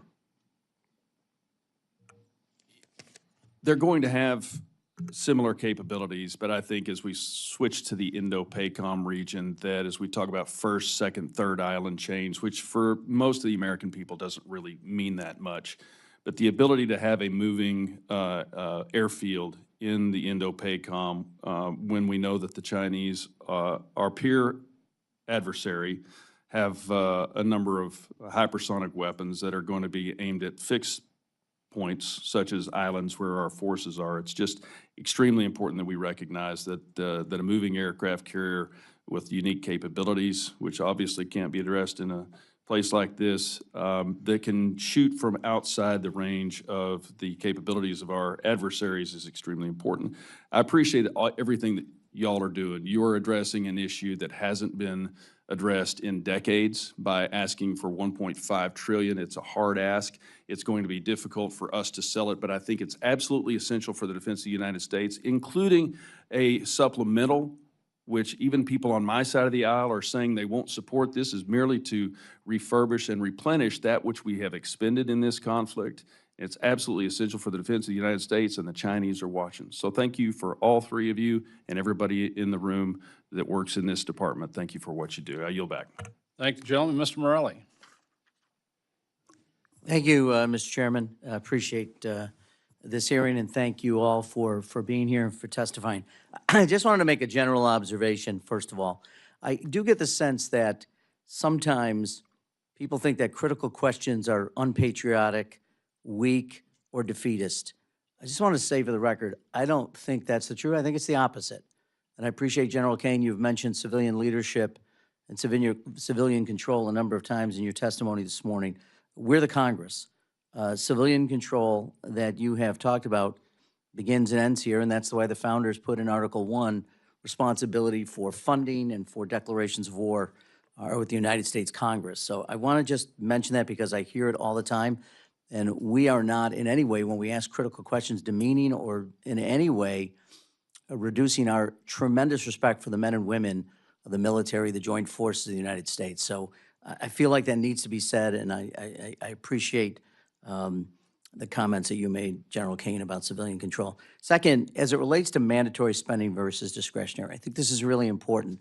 This committee, the Appropriations Committee and the Defense Subcommittee, is given the responsibility by the Congress and by the American people to make sure that we have an appreciation for all the dollars, taxpayer dollars, that go into defending this nation. And questions, again, ought to be here. Transparency begins here. Oversight begins here. And mandatory spending avoids the responsibility this committee has to report to the American people on how our money is being spent. So I just, again, want to stress how important it is. I appreciate my friend Mr. Elsey's comments about the $1.5 trillion request. If it is so obvious to everyone and to the American people that that's the dollar amount we need, we ought not be going through this mandatory, discretionary, supplemental. Let's put it all on the table and let's make the case to the American people.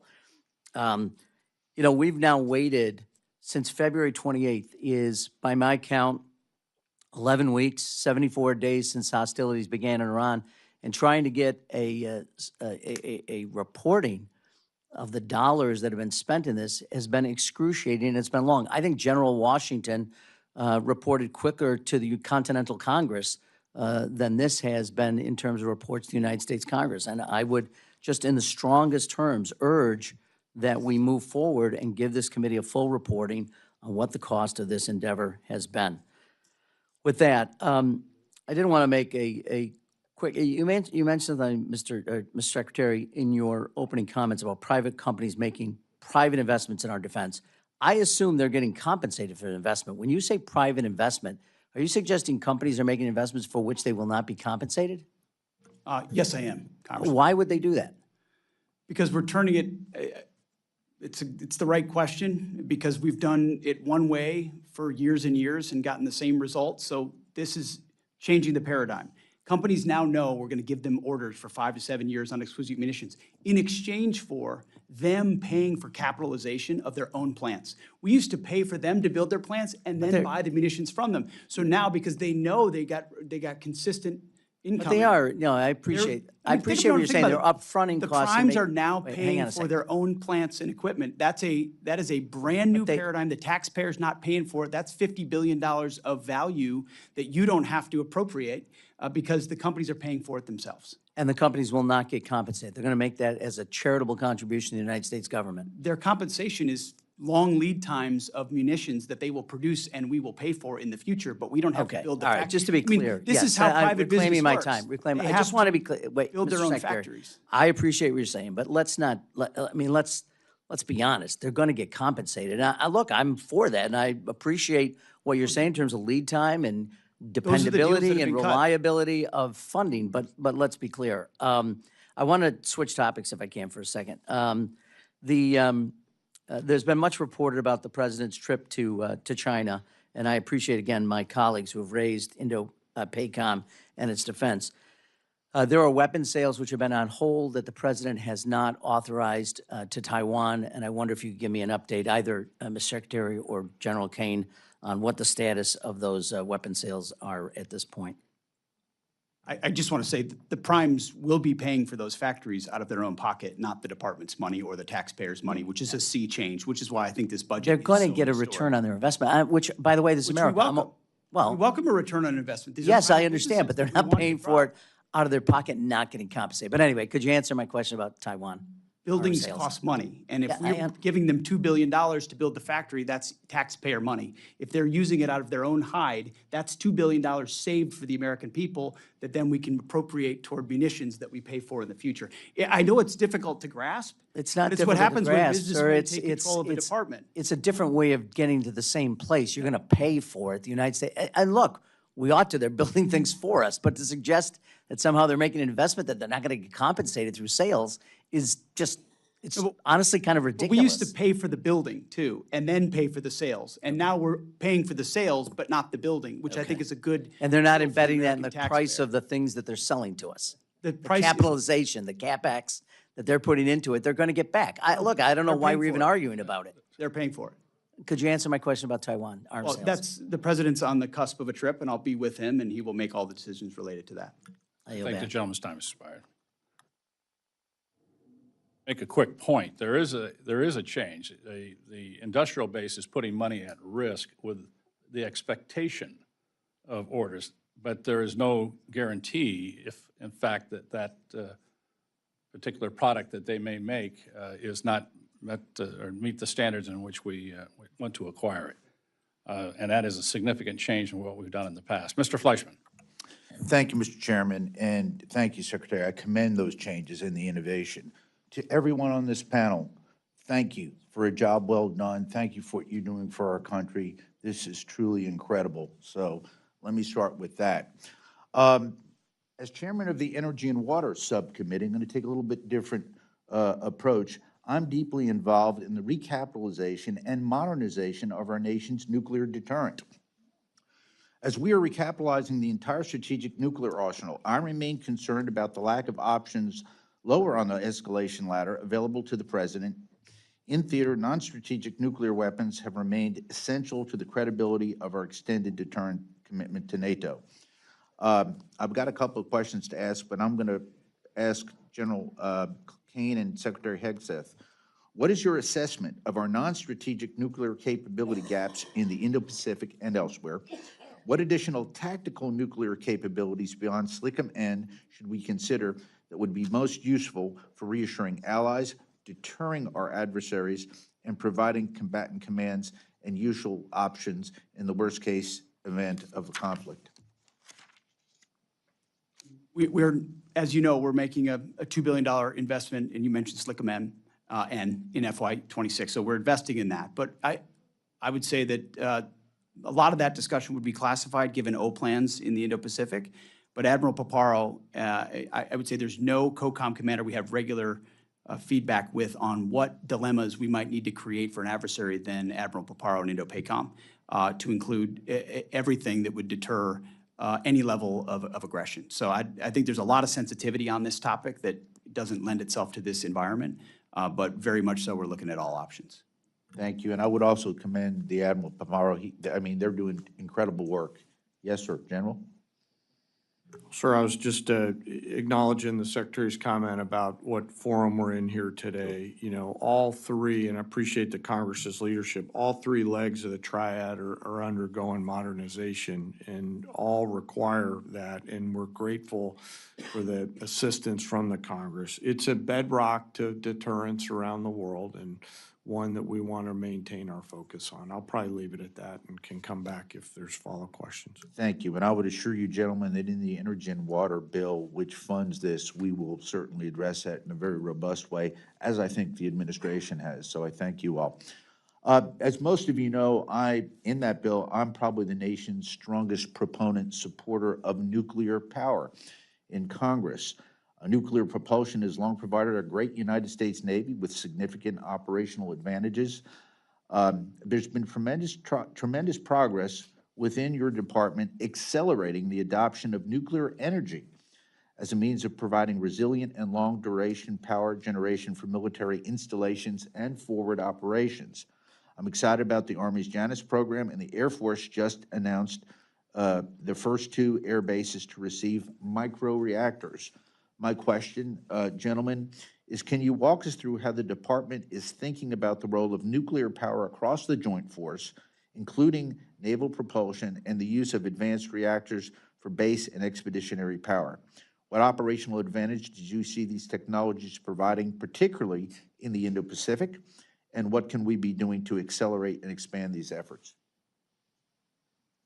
In both incredibly important capabilities, microreactors and propulsion, whether you're looking at survivability, sustainability of basing and mobility within basing, and the expectation in the homeland or abroad that the lights are on and we can operate even if it's a contested environment.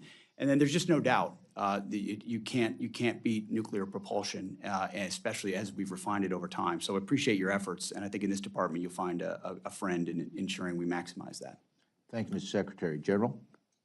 Sir, I'll just say that the Joint Staff has collaborated and continues to do so with all the combatant commands and services, the Secretary's team and Office on OSW and the Congress to make sure that we're looking at the range of energy requirements that we're going to have and that we move from, frankly, in some cases, a reactive posture, no reaction into your nuclear point, but to a more proactive stance around how we're going to ensure energy sustainability in a range of situations that we could face. So we appreciate the chance to comment. Thank you, General. And again, once again, I began with profound thanks. I will end that way to all of y'all. I yield back. Thank you. Thanks, gentlemen. Mr. Joyce. Thank you, Chairman. Thank you all for being here in Defense Secretary, War Secretary, excuse me, Hegseth. Godspeed on that project of changing our procurement process. America's at its finest when capitalism and capital markets allow free competition, and you get to purchase the best of all those ideas out there. Speaking of which, in June 2025, Ukraine's Operation Spiderweb, if you're familiar with it, destroyed and damaged dozens of Russian aircraft on the ground using low-cost, covertly infiltrated drones, demonstrating military installations are vulnerable to asymmetric drone attacks at a fraction of the conventional strike costs. What steps is the department taking to protect our military bases from covert drone attacks, and do you need additional funding to safeguard those assets? Well, I appreciate the question, and it's the battlefield trend, well, one of a handful that we are most closely tracking and investing in. $54 billion in defense autonomous warfare, recognition that every aspect of how we fight will be affected by technology and techniques and tactics like that one. And every environment more contested than it's ever been, and the ability to both go on offense and defense in that environment has to be something we're not just at parity with, but ahead of adversaries to ensure that we can create the kind of advantages we're used to having. And that's our job, is to ensure that we're looking around the corner. And so this investment in this budget, I don't know what it was, Jay, in FY26, but it was a small fraction of $54 billion. And we're even looking at DOG and metamorphosizing it, whether it's a joint task force into a sub-unified command. We're elevating this so we can push it through the services and ensure that it's not just something we do in an exquisite way, but it's how we fight at every echelon through the services. And that budget number is a reflection of that. Well, you're getting attacked on a lot of fronts, Secretary Hegseth. Can I just follow up? Would that be okay? One thing that I appreciate the partnership with the Congress on is, as we evolve from the warfighting mix that we have right now, the cost of precision and the cost of range is coming down. And so as we look at this budget, we look at the mix of capabilities that we're going to have. We talk about the agility in the defense industrial base and the national industrial base, the flexibility that we as teammates are going to have to ensure that we're not buying behind the technology development curve, but we're buying in front of it, is something that we look in the joint force to partner with, obviously OSW, but also the Congress on this, as technology moves really fast. Thank you. No problem, sir. I just want to touch another angle that we're getting attacked at, unfortunately, and that's the cyber threats from adversaries like China, Russia, Iran, and criminal organizations, which continue to grow. The department's ability to defend critical networks and support their military operations depends on a strong and ready cyber workforce across all the services. At the same time, unfortunately, you're competing with the private sector, which can make recruiting and retaining qualified cyber personnel challenging. Can you give us an assessment of where the department's cyber workforce stands today and what investments Congress can make to help you make that better? Appreciate that question. $20 billion in cyber offense and defense. I think the biggest change we've made across the joint force is full integration of cyber as a warfighting domain, which it was always an appendage or something you might do. And I think when you look at operations, Epic Fury, Absolute Resolve with Maduro, the capabilities, so much of that was enabled by unique cyber capabilities that we need to stay ahead on. And so this, recognizing future adversaries could have more capabilities and more sophistication, both on offense and defense, this funds it properly. And I think we put a commander in charge there who's in General Rudd, who is infusing a warfighting mindset into that place and ensuring we're competing not just inside the military, but also for the best civilian talent to come into cybercom as well. Quite important. And Secretary Hegseth, I hate to keep picking on you, but the Collaborative Combat Aircraft Program is one of the department's most significant investments in this next generation autonomous power. Can you discuss how the department is approaching the integration of these autonomous aircraft alongside crewed platforms and how the program fits in your broader effort to field affordable mass and strengthen deterrence in the Indo-Pacific? I can share some of it, but not all of it, because a lot of that is classified, but it is part of the future of how we will fight and a way in which we plan to stay far ahead of adversaries and create more dilemmas for them than I think they even imagine today. Thank you very much. I yield back, Mr. Chairman. Thank the gentleman. I recognize Ms. McCollum for any closing comments. Thank you, Mr. Chairman. I'll be submitting some questions for the record on behalf of Representative Capter. Last year, the President requested the first $1 trillion defense budget. Congress provided over $150 billion in reconciliation and $903 billion in discretionary spending. I continue, and I think you heard from many of us up here, that mandatory funding for defense is not a great idea. We should avoid it at all costs. The budget request for this upcoming fiscal year has grown to $1.5 trillion. It's a 50% increase. But the department doesn't seem to have enough to cover its budget holes here in the department. I'm going to give you two examples. One is reprogramming. Just the National Guard alone has $600 million of reprogramming. None of their missions were budgeted for, and now we're being asked to, now you need to move money around. You're asking us to move money around to cover that. That was money that was approved for other purposes, so it creates a hole. The Army submitted a request to move nearly $1 billion around to fill personnel shortfalls. The Navy has $907 million hole it needs to cover for its personnel. So those are problems, and this is why we want things baked into the base bill. And then when it comes to the supplemental, The Iran war has cost Americans at least now, if I've got it right, Mr. Hurst, $29 billion to date, without a lot of things haven't been accounted for yet. And the department's requesting more money for munitions outside of the base budget. So bottom line, I want your takeaway message to be, I'm deeply concerned that the department can't seem to manage $1 trillion that Congress provided last year. So gentlemen, we need information. We mark our bill up on June 11th. And we need to be able to justify, to do our fiduciary responsibility to the taxpayers, any increased funding that you seek.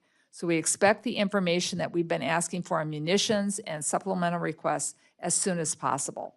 I would say by the end of next week.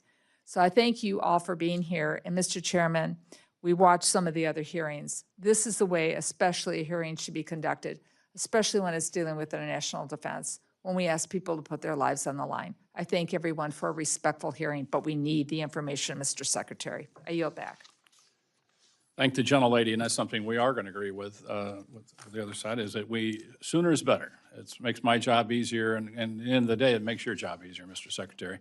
If we can get the information both on the base budget and on the supplemental.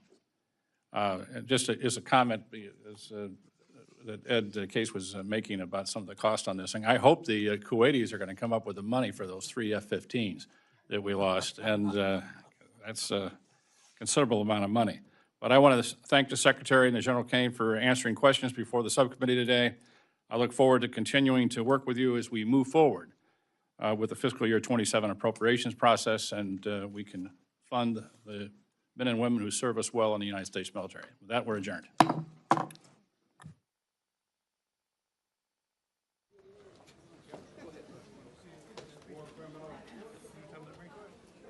Best part of the whole thing.